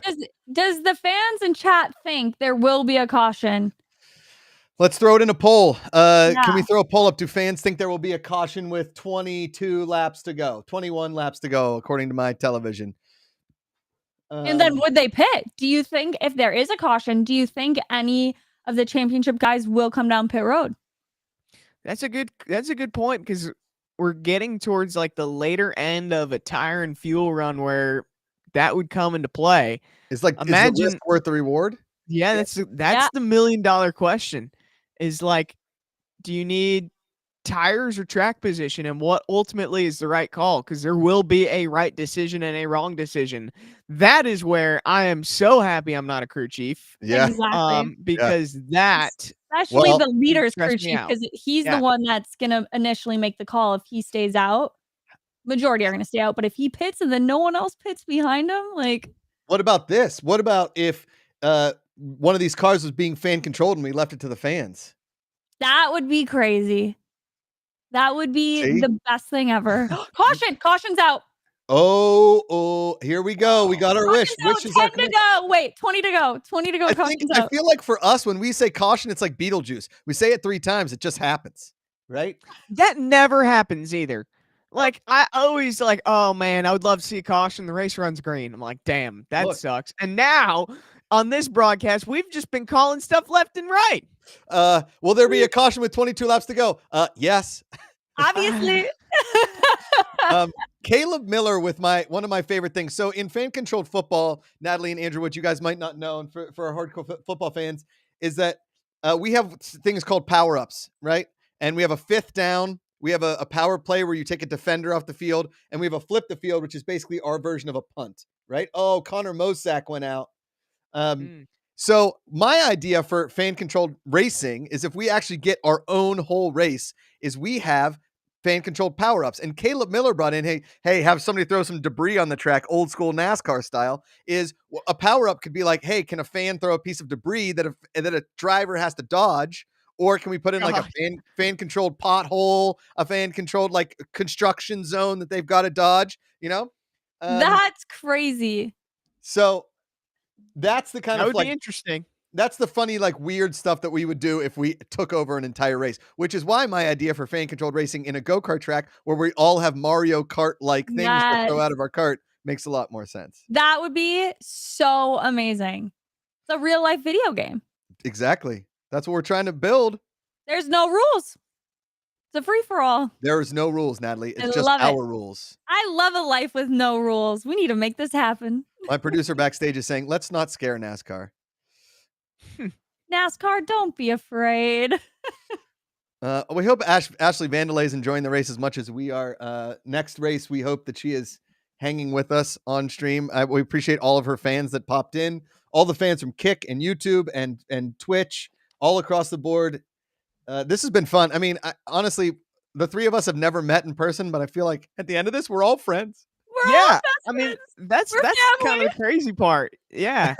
I mean, Natalie and I we were on the Dirty Mo Live earlier this week, but yeah, Josh, we only met a few weeks ago. I feel like I've known you for so long. I know. I feel like we're family now. See, it's a fan-controlled fam. We call it a fan-millie here. Oh my God! There you go. Getting ready on pit road. I'm just saying they're getting ready on pit road. It looks like they're going to be pitting. This is so stressful. Oh, this is so stressful. Here they all come. Oh God. Oh God. Oh God. Come on, Cole. Don't mess up. Don't mess up. Don't mess up. Here we go. Kyle 240. I'm level 9 on the app with a big smiley face. Way to go. As you guys know, as you keep leveling up in the app, the more you engage, the more you do stuff, the more you get things correct, your vote starts to count for more. So the higher you get, the bigger your vote becomes. So if you like a certain play in football and you're level 17 and you vote, that vote's going to carry a lot more weight than the level 2 player. Wow, that's crazy. Okay, they're all on pit road right now. I'm a little delayed. Roll call. So I found a way. I subscribe to the NASCAR app camera angles. And so I found a more live streamed version of because I'm so delayed. I want to watch this finish as real time as possible. So I pulled up I've got a few different camera angles. He must updated then because I'm delayed. Dude, Stewart Haas Racing, they may stink at Formula One, but they are pumped right now in NASCAR because they just pulled off a perfect friggin' pit stop. I think the 7 to Justin Allgaier had a really good stop too. They seem to be They're pumped congratulating too. each other. Oh, Andrew, we need the helmets with the big light bars on them. Do you see those? Those are fire. Where did Justin come out? P3? P4? Yeah, the Stewart-Haas. Again, this is the beauty and importance of pit road. We talked about it before we took the initial green flag. Oh, wow. Justin Allgaier came out second. Again, like a good pit stop late in the race in the championship. The pit crews so many times win you and lose your championships. And this is where it's coming down to the clutch moments. I mean, that was the clutch stop, which, by the way, they all pit. So that was the decision. If we voted to stay out, we would have looked like idiots. Yep. Gosh, this is they're gonna re-rack it with how many laps to go? 15. This is gonna be 15, a crazy race to the finish. Oh man, I'm pumped. I'm so pumped. Jay Spacey saying, we don't give a pit merch needed. Yes, agreed. Oh no! Wait, my chat went away. What happened? I don't know. Derek, will you fix it? Derek. It's right. It's supposed to be right here. That's okay. Our buddy Sergeant, I want to get what the number. Sergeant 435 said, fan-controlled baseball. Oh, there have been conversations about fan-controlled baseball. Don't you worry. That's a bigger undertaking than a fan-controlled golf, as we focus on fan-controlled football, fan-controlled hoops. But yes, we have had long discussions and like very deep down discussion. There's a lot of sports that have been in discussion about what's the next thing to fan control. So stay tuned. Did someone stay out and not pit? Let's see. Did someone stay out? Good question. Well, it doesn't matter because they'll pass them, right? It looks like Daniel Hemrick stayed out. Well, that's going to mess with the guys for sure. I got to be honest. I don't think it will, right? We've seen this happen before where a late race caution has come out and someone has stayed out to attempt to win the race. And I'll be honest, man, if you're Daniel Hemrick, this is you got to be respectful of these championship guys. I hope he does not get into the way and influence the outcome of this race because he was trying to make a strategy call at the end. I mean, we've seen it happen before. Elliott Sadler could very well have been an Xfinity Series champion if it wasn't for someone staying out, just going for a strategy call at the end. So, this is going to be interesting to see how they race around Hemrick. Hemrick's not going to have new tires. He's not going to have the speed either, right? He's not going to have the speed. So, again, this comes down to what lane do you want to choose? Do you want to choose the lane that's right behind the car with old tires? You want to choose the lane that's right next to him? You know, that's put yourself in Hemrick's seat. This is your chance to win the last race of the season. Put yourself in his position on how he's feeling. Yeah. You know, when you're a driver and you're in the car, you're only really thinking about yourself. You're not thinking about anyone else's outcome, no matter if there's a championship involved or not. I feel like you can go out and win it. You're going to really try and go out and win it. So who is Hemrick staying out? Hemrick staying out does surprise me, though, from the standpoint of this guy knows what it's like to A, race for a championship, and B, win a championship. You would think that he would know how hard it is to get to that point, try and stay out of the way best you can. I don't know. That move definitely it surprises me, but we're gonna have to see. Surprises me too. How it goes. Have you been paying attention where he's been like running all day? Hemrick? Well, Hemrick had that tire rub earlier, didn't he? Yes. Yeah. So it looks like Hemrick's gonna line up on the outside. Okay. Custer and Allgaier, the two cars on the inside. John Hunter Nemechek's going to line up behind Daniel Hemrick, which is an interesting call. So let's see. I believe they're taking the green. I saw. So obviously Tony Stewart is one of the owners of Allgaier's car of that team.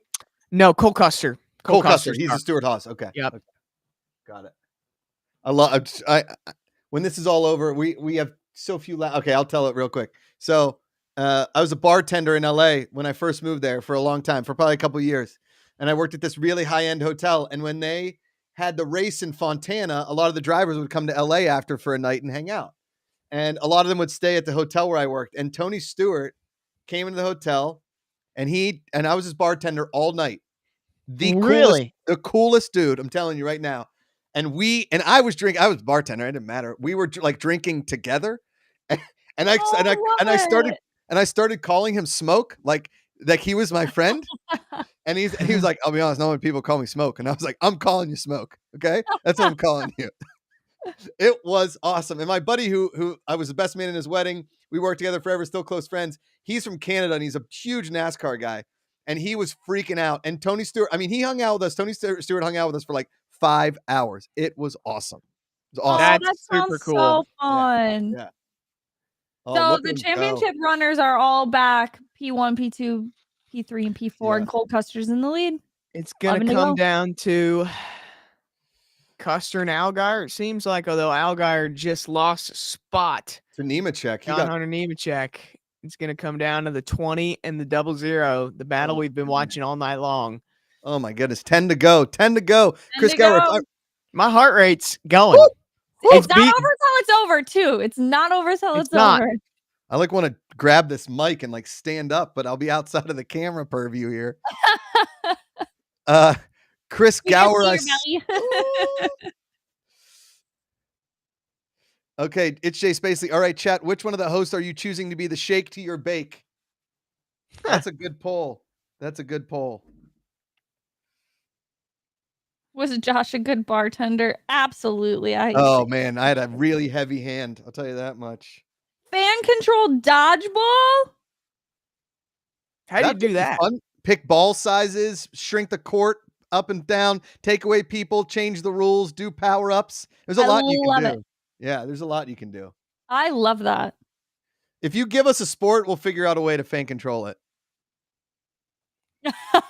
I promise you. The amount of times people would say to sport, it's like, oh yeah, we could probably do this, and this. The people around here are like, yeah, we can figure that out. Just give us a little time.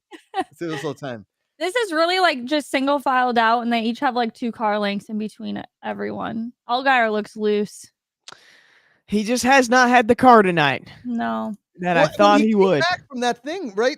When he came back, Andrew, we thought he did have the car, right? Yeah, but then, it comes down to how fast can you race against your competitors, right? Okay. And it's no question. Look at Championship 4 is running 1, 2, 3, 4 right now. Yeah. These are the best of the best all year. And it seems like he's got the third best car. It'll be interesting. We've got 5 to go and a caution comes out. Get out of here. Oh no. We didn't even say it. Is it going to be a green, white checkered? Holy cow. You guys, it's anybody's race now. Oh, this could get wild. People, this is going to get crazy. Wow. That is the last thing Cole Custer wanted to see.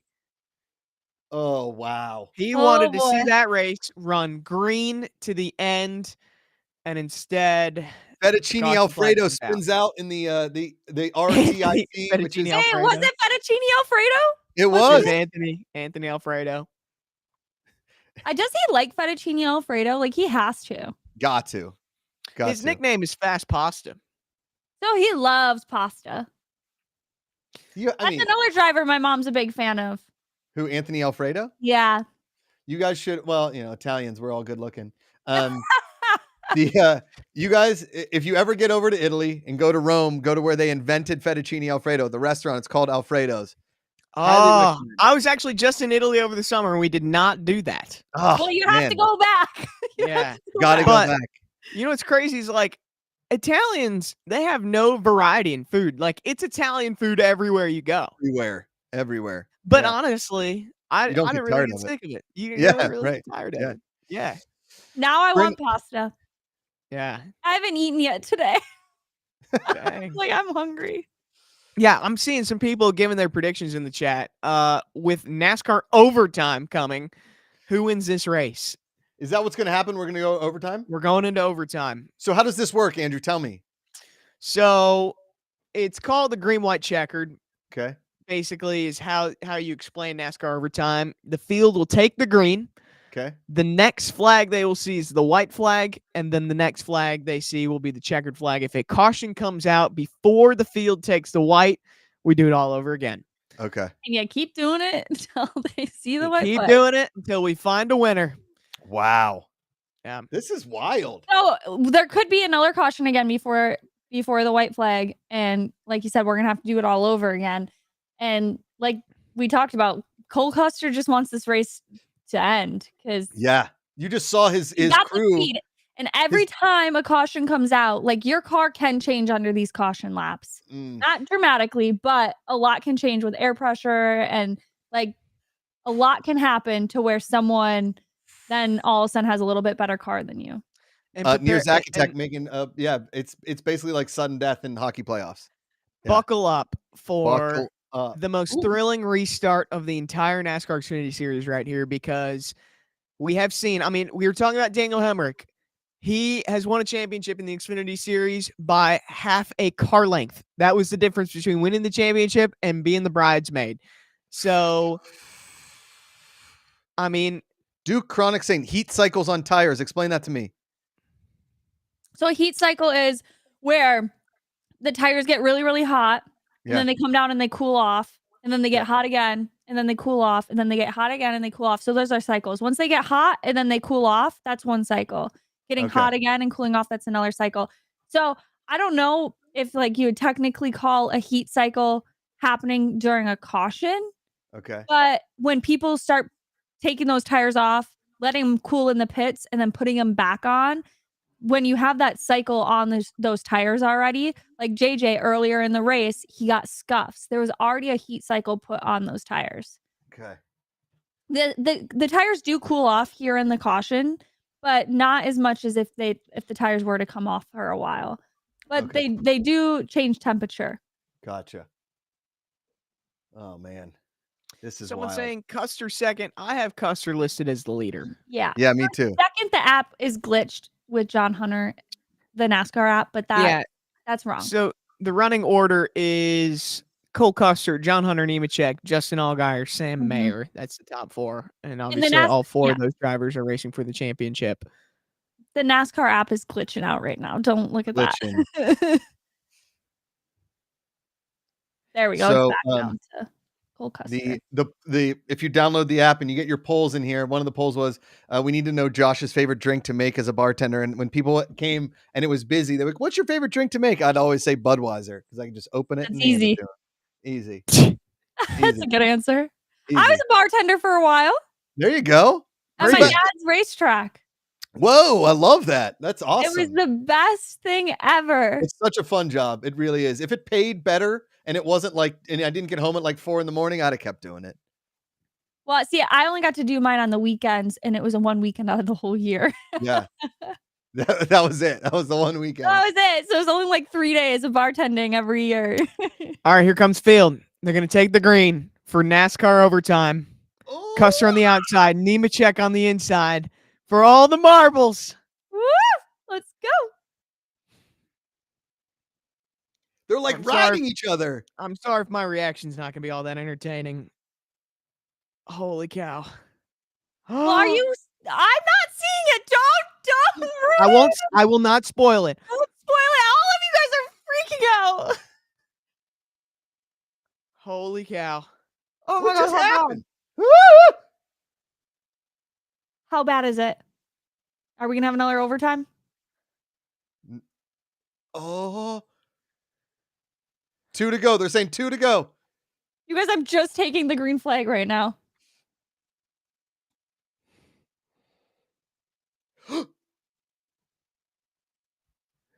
This is wild. I'm sorry I'm not paying attention to the chat. Whoa, whoa, whoa. Wait, Nemechek's in the lead?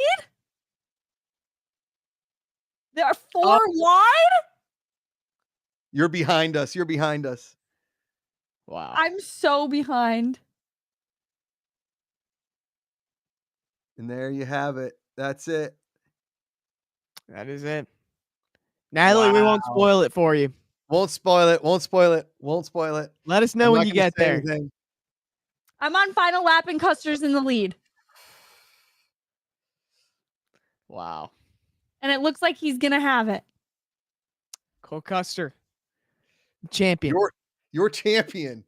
Stone Cold Custer. Are we all getting ice cream after this? Frozen custard. Let's go. You know what? Oh, good for Wait, Riley custard. Hurst got fourth. Was he running up there all day? that was something. Tony's my boy Smoke is pumped. He probably doesn't even remember me. Back when I had hair. Custer, the pick buster. Jay Spacely, well done. Cole Custer from Kylie 240. Congrats to Cole Custer. That was super fun. Thank you to everybody who tuned in to look at who's the 20 car? Was that Nemechek? Nemechek in the wall. Did he try and run it out of the wall? I don't know what he was trying to do. Dang. Thank you to everybody for tuning in. If you downloaded the app, welcome. The fan controlled app goes 365, 24/7. So always tune in, get your Fanvitar, play your mini games. We have all kinds of different events coming in the next 2 months leading into 2024, which is going to be a big year for fan controlled sports, football, racing, all kinds of different sports. There are other things I can't say and I whatever, but down the line, there's going to be a ton of fun stuff. So Natalie, tuned. Andrew, what's that? I said, so they better stay tuned. Stay tuned. Ashley Vandalay, we missed you in here. The next race, you join us, please. Thank you to everybody that came in from Ashley's channel to be a part of us. We appreciate all of you. Andrew Curlin, what you want to say? Anything on your way out? I'll leave you and then I'll go to Natalie. Yeah, wow, what a race. I mean, unprecedented on so many different levels, but super cool to be able to, play a genuine part in a NASCAR team's race today. That was super cool. I would love to see y'all do it again next year, especially, maybe I'll be the crew chief. Maybe you'll be the tire guy. Crew chief. It'll be interesting. Cole Custer, he's a deserving champion. He's been good all year. He's had great seasons in the Xfinity Series where he's fallen short and maybe should have won. I feel terrible for Justin Allgaier. He comes up short yet again. My heart goes out to him. He's not done though. He's not done yet. But yeah, cheers to the end of the season. Well said. Natalie Decker, the legend. I'm just so thankful I got to be a part of this. This was history being made with fans controlling JJ at the track. That was just the coolest thing to be a part of. I am a race car driver, so I do wish, as I'm watching this, that I could be out there racing with all of them. But this is like the next best thing, that I get to be here, hanging out with all of you guys, being a part of controlling JJ at the track. It was just so wonderful. So thank you so much for having me on this. And thank you to all the fans that were a part of this. You guys, we wouldn't be able to do this without you. So thank you so much. Yes. You guys were amazing. This was so much fun. JJ, we wish we would have gotten all 200 laps out of you, but next time for the 100 that we did get to control, it was a ton of fun. Jason Miller, the whole SS Greenlight team, the whole fan controlled team. There's so many people behind the scenes that make this happen. All of our social media people, all of our producers, Jess Samola, Stephen Lentini, Patrick Dees, Grant Cohen, Leighton Batiste, to all the fans that called the action, that were in the chat. That made this so much fun for us. Listen, this thing was a 3-hour, 10-minute stream, and I had a blast. It was so much fun. And the next thing for fan controlled racing, we're just going to get bigger and better. And again, Ian Peacock, Jalen Hermosa, there's so many people that made today possible. John Brostrom, who was our stringer, sitting next to Jason Miller, our crew chief. And for somebody that is like kind of, I know about NASCAR and everything, but I'm not as knowledgeable as you guys are. This was Did you learn more though? Did you learn more today? I learned so much. Yay, I really did. And now you're addicted. You're hooked. I am You're gonna want to be a part of it all. 100%. You guys were absolutely incredible. Again, thanks to everybody who downloaded the app. Thanks to everybody in chat. So many new faces and names, and so many of our familiar faces and names. So thank you. If you downloaded the app and you're climbing the leaderboards and you want to win Johnny Manziel's check, those leaderboards end on Wednesday at midnight. We will take the top 20, make a lottery pick, and we will pick a raffle name, and we'll pick a winner from that. So thank you to everybody who has tuned in, and stay tuned in the app. We have a lot of fun testing going on. We're going to stay live. I just got a text from Patrick Dees. I thought we were leaving. Unfortunately, no, we're staying live. But if Andrew and Natalie, if you guys want to take off, I know you guys have. It's been a long night, so thank you guys for being here. I don't know what people need to tell me that is what is happening, because I had a really good thing going for letting you guys go, but to get close. we got close. You guys go. Enjoy the rest of your night. Thank you guys so much. And I don't know. You guys come on more shows soon, and we'll keep talking. I know off season is boring for you guys, so let's keep an off season. Let's all get back on together and have a little party. Yeah. And Andrew, thank you to everybody at Dirty Mo Media. Really, all the Dirty Mo that making your YouTube channel part of this stream was super fun. Yeah, no, thank you guys for thinking of us.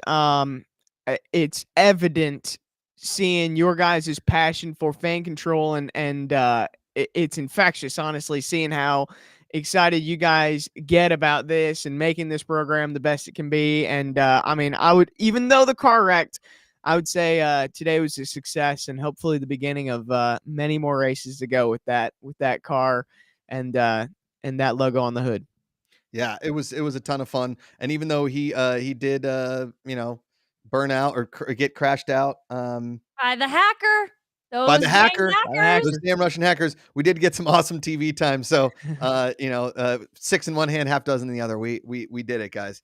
And like I said, thank you both. This was super, super fun. I'm going to stay on with the fans for like 20 more minutes, but you guys go enjoy your night. You're on the East Coast. It's late. You guys have done enough work. I will crack another alcoholic beverage and stay on. There you go. And Natalie, tell Derek thank you for chiming in the chat too, because that was really helpful as well. Yes. Oh, yes. Derek, we love you. Derek. Andrew, Natalie, thank you guys. Thanks, Josh. Good night, everyone. See you guys. What's up, everybody in chat? Let's do it. We're gonna do a little post-race fun here. Thanks to Derek. It's great to see you. This was a lot of fun. I really did have a lot of fun. So if anybody has any questions back there, or maybe some polls you want to do, maybe we play our interview with our crew chief one more time. We can maybe play some of the videos of the pit stops. We've got all kinds of fun stuff to look at Cole Custer's from California. All right, let's hear it for him. Woody the Duck, no more picks and polls. Wife is starting to get upset at me. LOL. Yeah, that's gonna happen. We appreciate everybody in chat, and if you guys want to, I'm just here. I'm talking. Hey, Reiner's 695. Makuga, the homie Aiden, a ton of fun. Thank you. The near Zack Attack, Derek Lemke. We love having Derek. Derek's the man. And we can hit the Jakey Muffins video too. Hey, Wild Berries.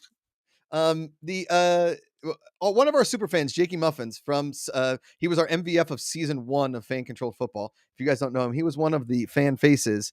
One of our fan faces on the car. And he's an awesome guy.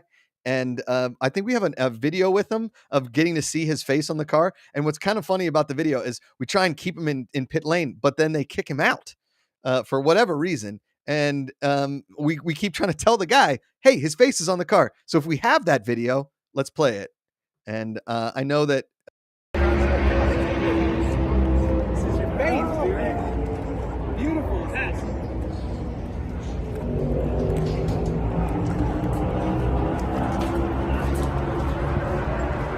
Right here, baby. Right here. Guys. It's his face, though. His face is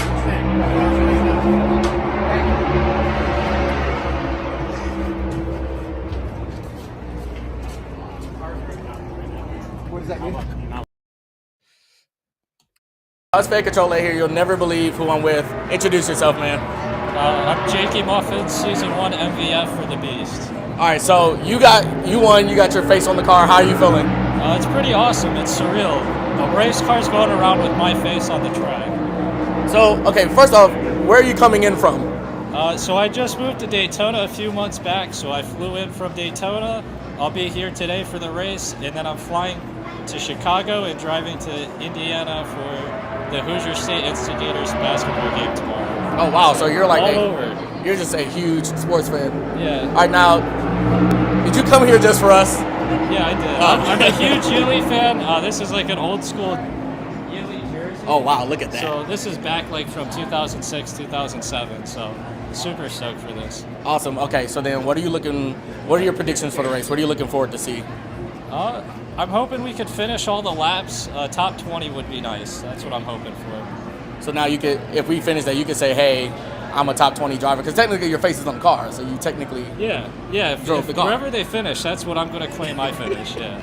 Awesome. All right, is there anything you want to tell the fans about your experience so far?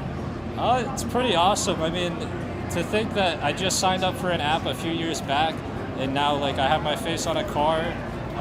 We've had football, and hopefully basketball in the future. It's even led to like a group of us bought the Hoosier State Instigator, so like not only is it fan control, but it's so much more. All right, so if there's anything you could tell Josh McCougar right now, honestly, talk some crap, but if there's anything you could tell Josh McCougar right now, what do you want to tell him? I don't know. What's up, Josh? Hopefully in the future we could get a TV show worked out. I know we talked about that in the past, so yeah, I guess that's something.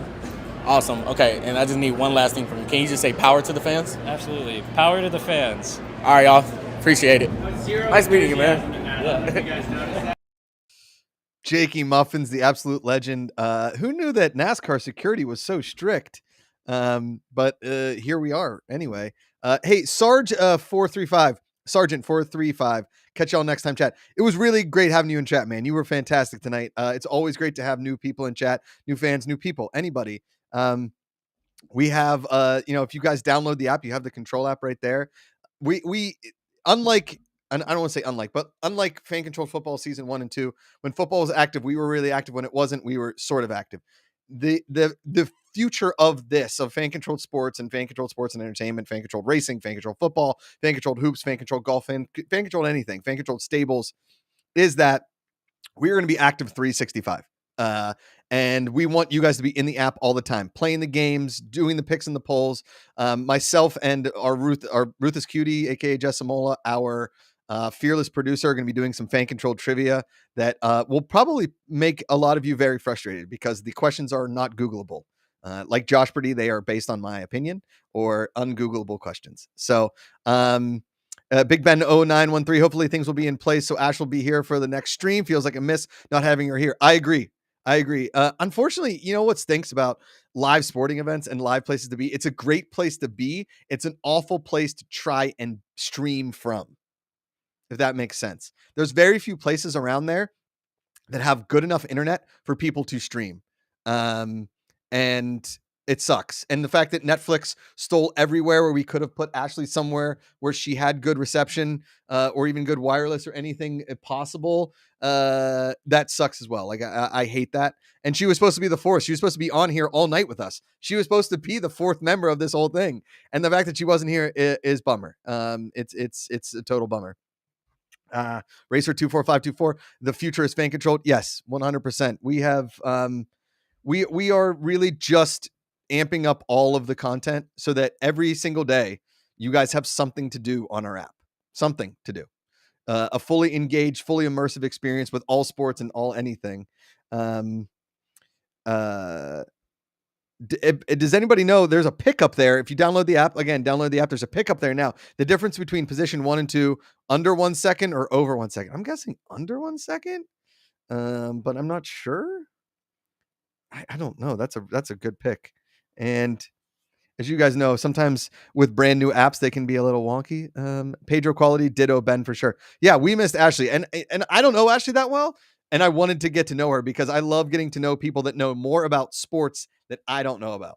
Listen, I know a lot about certain things, certain sports, football, golf, basketball. I know a lot about a lot of the mainstream sports, hockey. Sorry.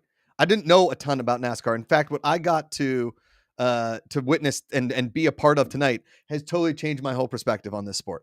This is so friggin' fun. And I can't wait to do more of these races in 2024 and then eventually get to the point where we're doing an entire fan controlled race. Maybe it's 8 cars, maybe it's 12 cars, maybe it's 16 cars. Everybody gets a team. Everybody controls the race. Maybe we start with a 50 lap race or an 80 lap race or a 100 lap race and we do it all on our own.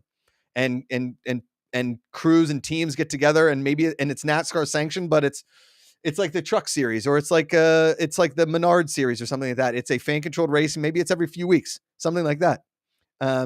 Pedro Quali, it's all good. Do we know how things go? I appreciate that, man. And all of you guys in chat tonight, there hasn't been one chat moment tonight where I'm like, man. And maybe our producer backstage has seen some of the bad chats, but I haven't seen the bad chats. I think all of you guys have been awesome. And thanks to Big Ben 0913, who has been in here the whole time. Ash is so knowledgeable. She's been streaming from all over the world this year. Agreed. And it's a shame that at the championship race in Phoenix, Arizona, that they didn't have a place for her. Really is. But we will get there, and we will make sure Ash is a part of this, because we want her to be a part of this.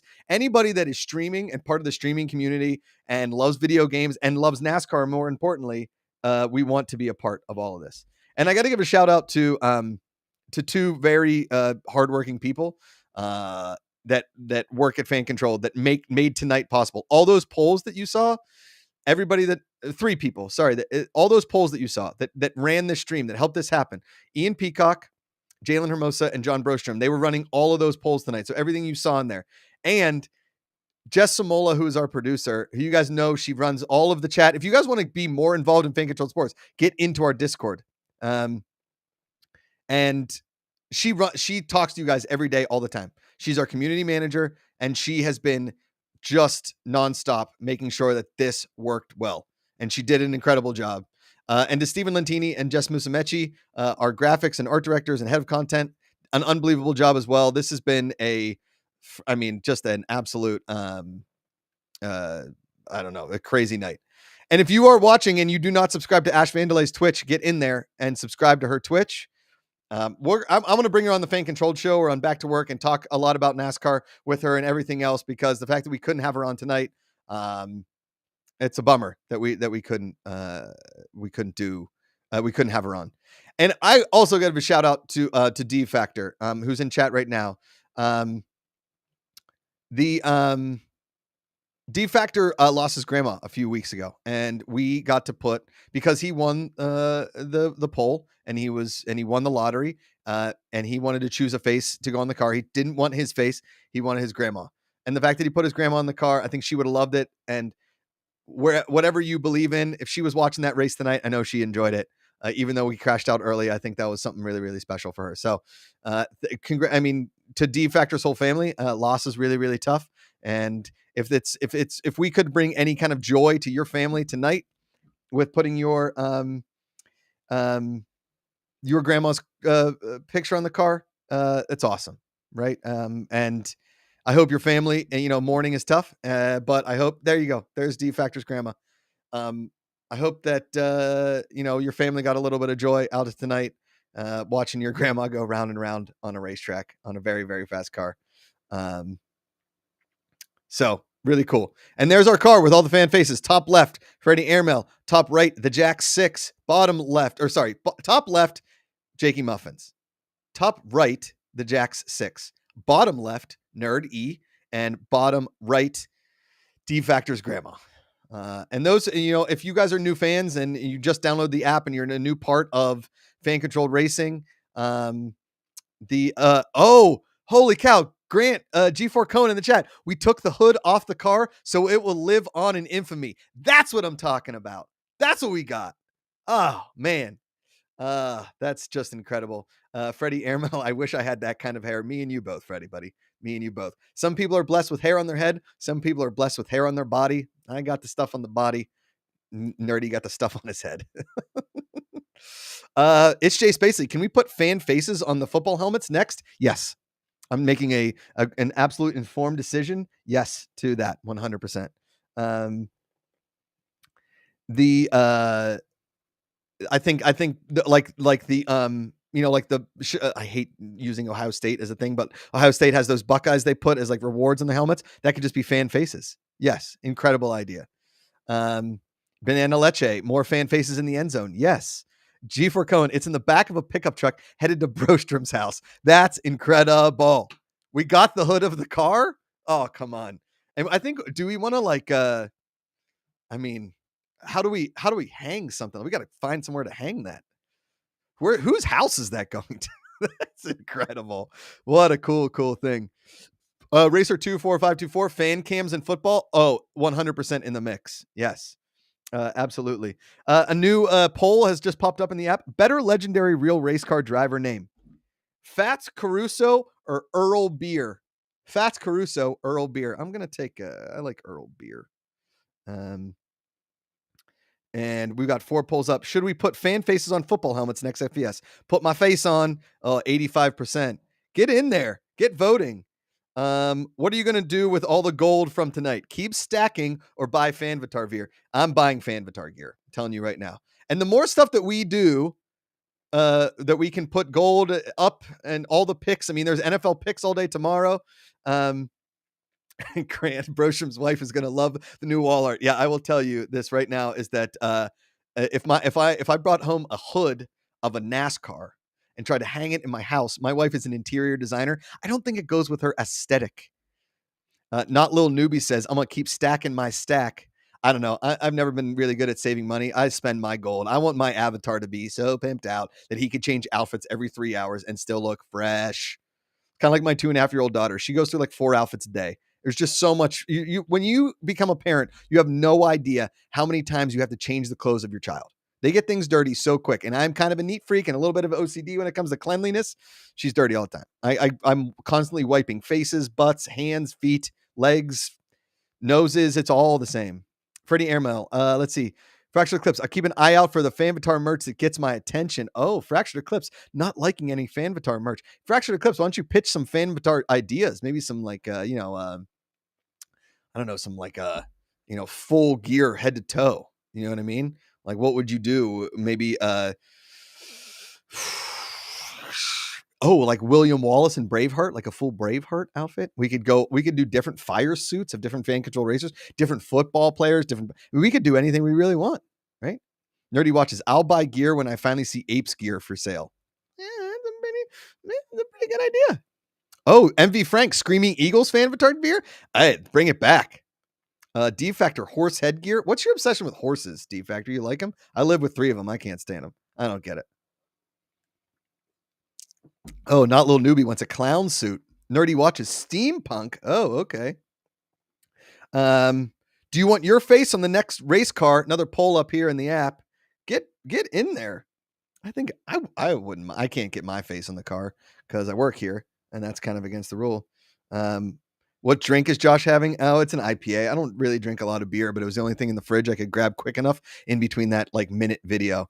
I'm usually a whiskey guy. What's everybody else drink? Hey, Josh. Yes. Hello. Hi. We have pictures of the hood. Oh, video. We have pictures of the hood in video. Let's get it. Let's get it going. Let's throw it up. I don't know if you guys heard that lovely voice, but that was our producer, Jess Samola. Oh, there we go. Holding the hood. That's incredible. Get me here. I'll go over here.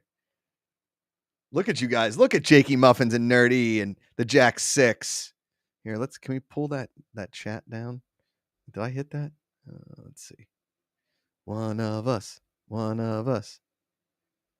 There we go.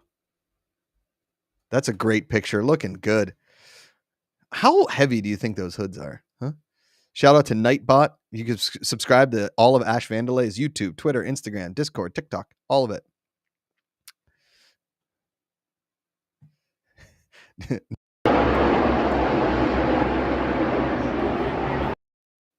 Oh, and JJ Yaley signed it? Oh, that's sick. And Jakey Muffin's right next to it? What?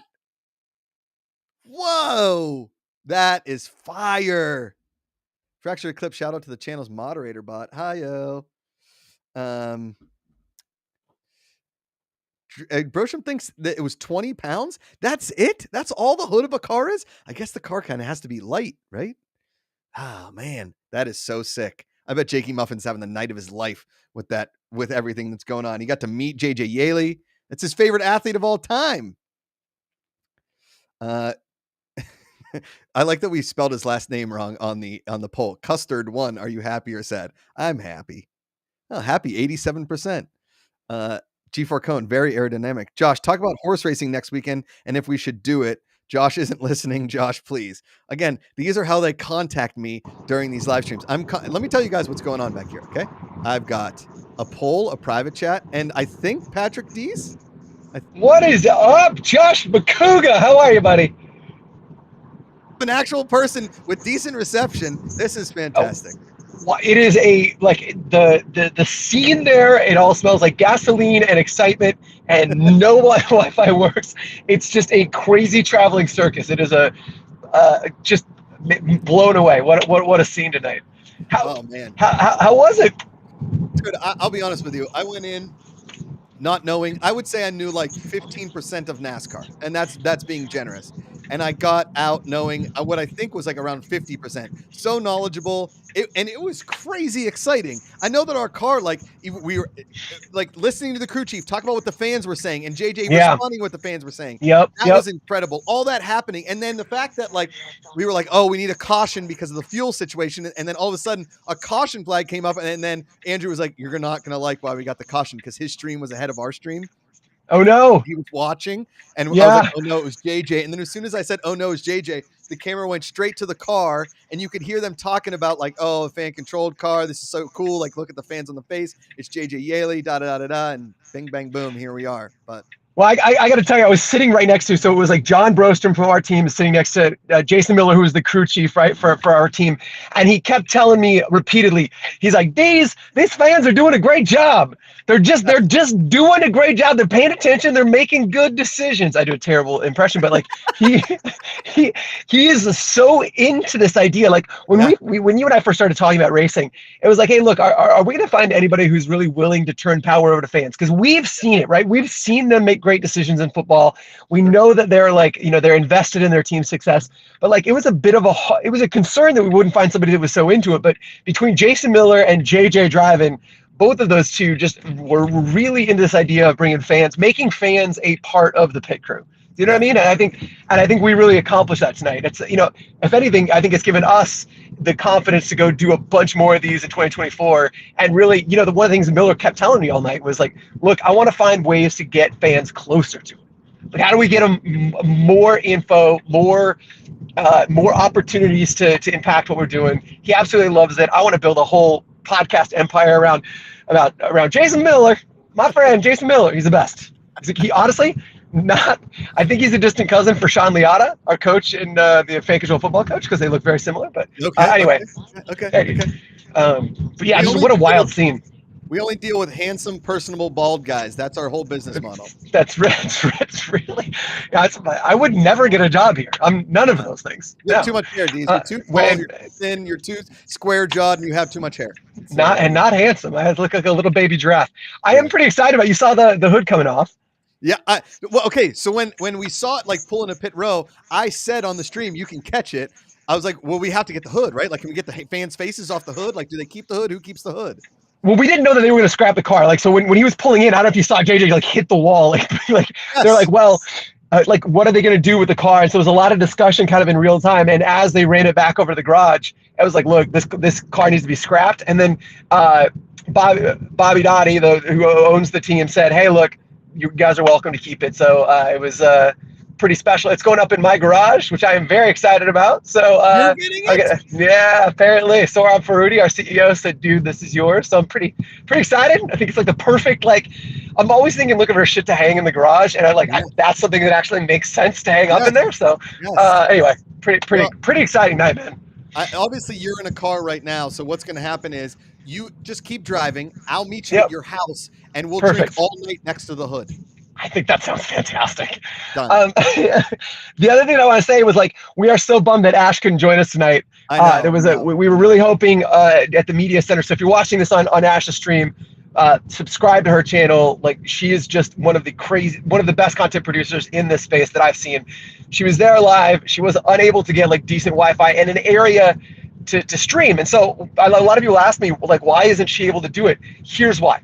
So NASCAR, the Xfinity Series was doing a Netflix documentary series. Netflix came and took all of the media space.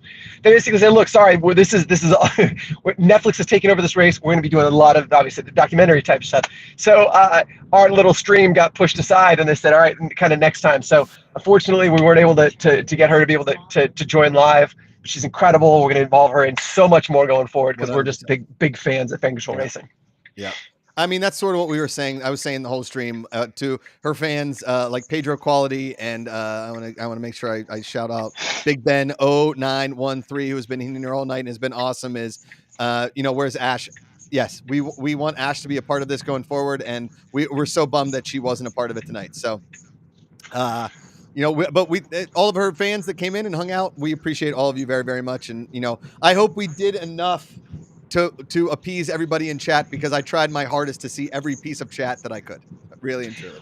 So well, and I tell you, I think I'm sure a lot of the really smart decision making was coming from like Ash's channel, right? Again, people that like really know the sport, and like because the depth to which they got into from a decision making perspective was a lot deeper than I thought. We thought we were going to be are you pitting in 10 laps or 3 laps? But like you're choosing a wedge versus tire pressure, and again, like that, I'm just not equipped to make those decisions. But I'm glad that we had a fan base that like knows the sport, knows what to do, and again, he was so complimentary. It's crazy. It was. I have to tell you this. Cool.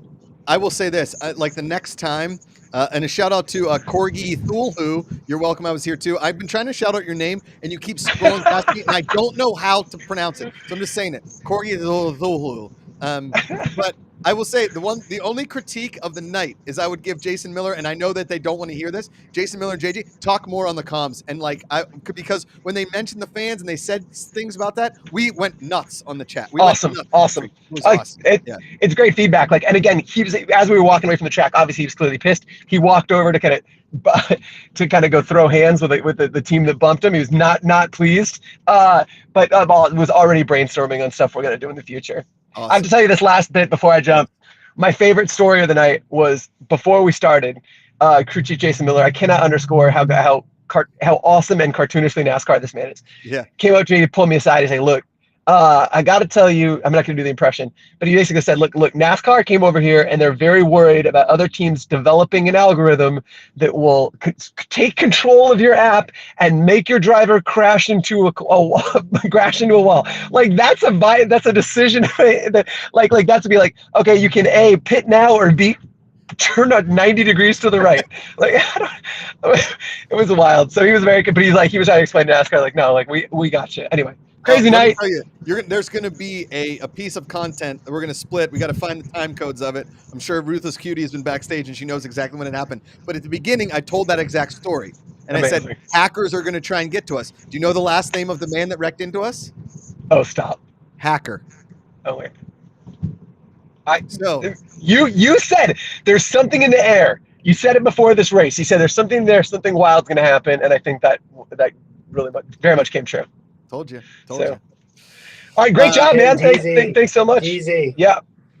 Yo, Grant just said in here that you're gonna have to wrestle John Brostrom for. Then I don't stand a chance. I was just basing what off of what Sorab said, but yeah, there's no way I could take Brostrom in any feat of strength. No, he's a feat of strength kind of. If it was like a giraffe dance off, I got him. But like other than that, I don't stand a chance. I guess that's just. I've been being contacted via text, chat, in chat polls to talk about horse racing. Apparently that's happening next week. I will not be a part of it, but I don't know. Are we racing horses next weekend? Is that a thing? Is that happening? I think that they were really strongly exploring that possibility. Again, based on the success that happened here, I think we've had a really, really good opportunity to also, again, further our goal of getting fans an opportunity to have something 360, right? Like always be involved in making decisions. And so I think that is TBD, but we will talk about that early next week and have some announcements out there. Well, tell all the people that are hacking my phone about horse racing sure, we want to go horse racing? Let's go horse racing. The Breeders' Cup was this weekend, for crying out loud, in Santa Anita. So what's next weekend? The Frieders' Cup? I don't know. The Fritos' Cup? I got nothing. Neither do I. Listen, great job, man. It was fun tuning in sporadically. Love seeing the broadcast. I can't wait to do more of these. Yeah. Deez, wait, one last thing. You have to hear this one. This is Jay Spacely at his finest. And I'm surprised that like Freddie Airmail is back there and he's pissed about it that he didn't come up with this. This is Jay Spacely's merch idea.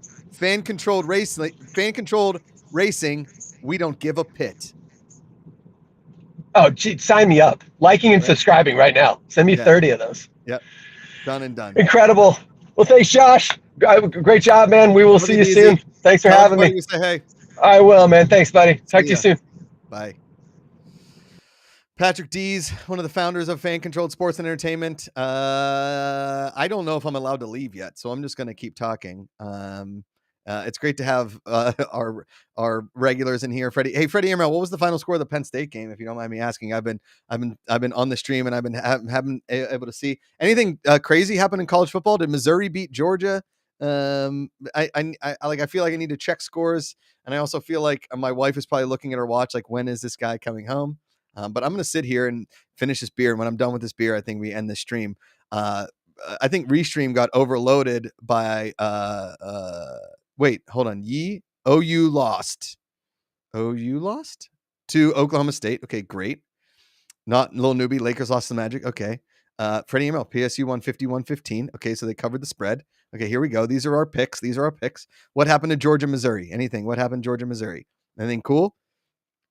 Shout out to all you Fan Controlled Racing fans. Thank you for being here. If you haven't downloaded the app, download the app.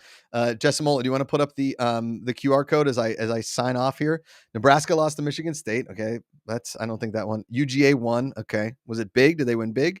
There's the app. Download it. Mizzou lost, but beat the spread. Oh, Mizzou covered. Okay. That was a big cover. I like that. I like that a lot. Thank you, Freddie, for the update. Sorry, Woody the Duck. I know that's an angry robot for you. I know you're. They won by 9 points. Okay. Well, so maybe Georgia is beatable. Washington up 42-35 on USC in the third. So this game's going to be the over is going to be like 140 points. I hope you all had fun tonight because I did, and we're going to do a ton more of this in Fan Controlled Sports and Entertainment. There's 3 more polls up there. Let's go through the polls. Should we sell NASCAR merch? I think we should sell it. I'll rock it. Okay, boom. 92%. That's a winner. And Bama up 35-28 near the end of the third. Oh, that LSU game is good. Little Newbie, over 3.0 stream. Pick winning. Oh, thank you. Hey, not Little Newbie. You crushed it tonight. Thank you so much. Okay. Should we do fan-controlled horse racing next week? 100%, or nay? 100% seems like the winner. There you go. And then finally, should JJ have thrown hands after the crash? I'm a pacifist, or yes. I don't know. I think throwing hands why not? Let's throw hands. Oh, 71% seems like the winner. So get in there, earn some gold. Let's look at the rankings here before we go. Let's look at the rankings. Nerdy up there at 501. Lil Newbie at 496. Woody the Duck 461. Cool One 436. These people are all entered in the contest to win Johnny Manziel's first football check. Fan 4269 354. Tyler Van Otterloo 352. Racer 24524 337. Ryan Valachi 334. It's Jay Spacely. Jeff Osby, Raw 1914, Fractured Eclipse, Envy Frank, Mimi D, Brosen, Lord Sunquist, De Kaufman, Racer 77, Big McBaby back, Paul GCHS, Freddie Airmail, Sawtell. Great to see everybody in there. I hope everybody honestly just like had a great night doing what they did. Kylie 240. I'm at rank 60. Hey, the leaderboards reset every Wednesday night at midnight, aka Thursday at like 12:01. So starting every Thursday to every Wednesday, we restart. You don't lose your place in rank. You'll see like by your Fanvatar there, you see like a number. So I'm 17, right? I'm level 17. That number won't change. And your control token, if you score in the top 100, you'll earn the control token. But your gold always accumulates. It never goes anywhere. It's just the leaderboards change. Okay. And you've got FCR, Fan Controlled Racing. We've got Fan Controlled Football, all kinds of different stuff coming along. D Factor, I climbed up to 5th tonight. Let's hear it for D Factor. Factor Clips. I had no idea there were literally hundreds of picks happening now. They're going to keep going. And tomorrow during football, I'll probably do a bunch tomorrow. I got to kind of hang out with my family. The work-life balance, as they call it, is very important. And it's Jay Spacely. I hit 2 hole-in-ones today, so there's that. In mini golf, Jay Spacely? Because guess what? Fan-controlled mini golf is a great idea. Here's what we do. We build like mini golf courses, and fans control like what they look like, and then we trash the course and we rebuild it. Like we build 9 holes with fans. We have all kinds of different like things we can move around and do all kinds of things, and then we do it again. All right. Congrats to everybody, and congrats to everybody in the picks and the polls and everything. To our driver JJ Yaley, thanks for always being responsive and doing all kinds of fun stuff for us and making this possible. To Jason Miller, our crew chief, everybody at SS Greenlight, at Magnified, Patrick Dees, Grant Cohen, Sorb Ferruti, John Brostrom, Ian Peacock, Jalen Hermosa, Jess Samola, Stephen Lentini, Natalie Decker, Andrew Kurland. God, there's so many names. I feel like I'm forgetting people. Who else? Jessica Musamechi. There's a lot of people that made this happen. And Ash Vandelay, thank you so much for letting us use your channel and be a part of your channel, even though you weren't on it. You were here in spirit, and you're always part of the fan-controlled family. I don't think I have anything else. So should we just play that promo video out? Download the app and we'll be back. We're live pretty much every single day. We'll be live on Tuesday for Back to Work, live for Fan Control show on Thursday, and Fan Controlled Stables, I guess, on Saturday. I got to move some stuff around. We'll figure that out. And again, thank you. As always, as we say at the end of all of these things, power to the fans. Cheers.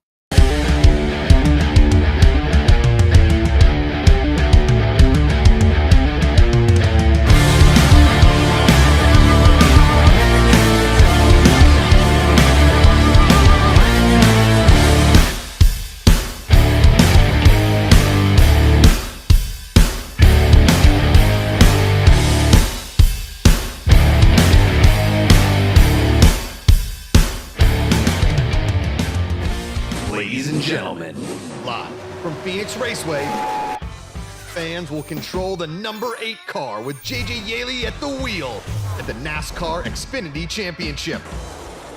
Now, join Natalie Decker, Andrew Kurland, and me, Josh McCouga, for the first ever fan-controlled race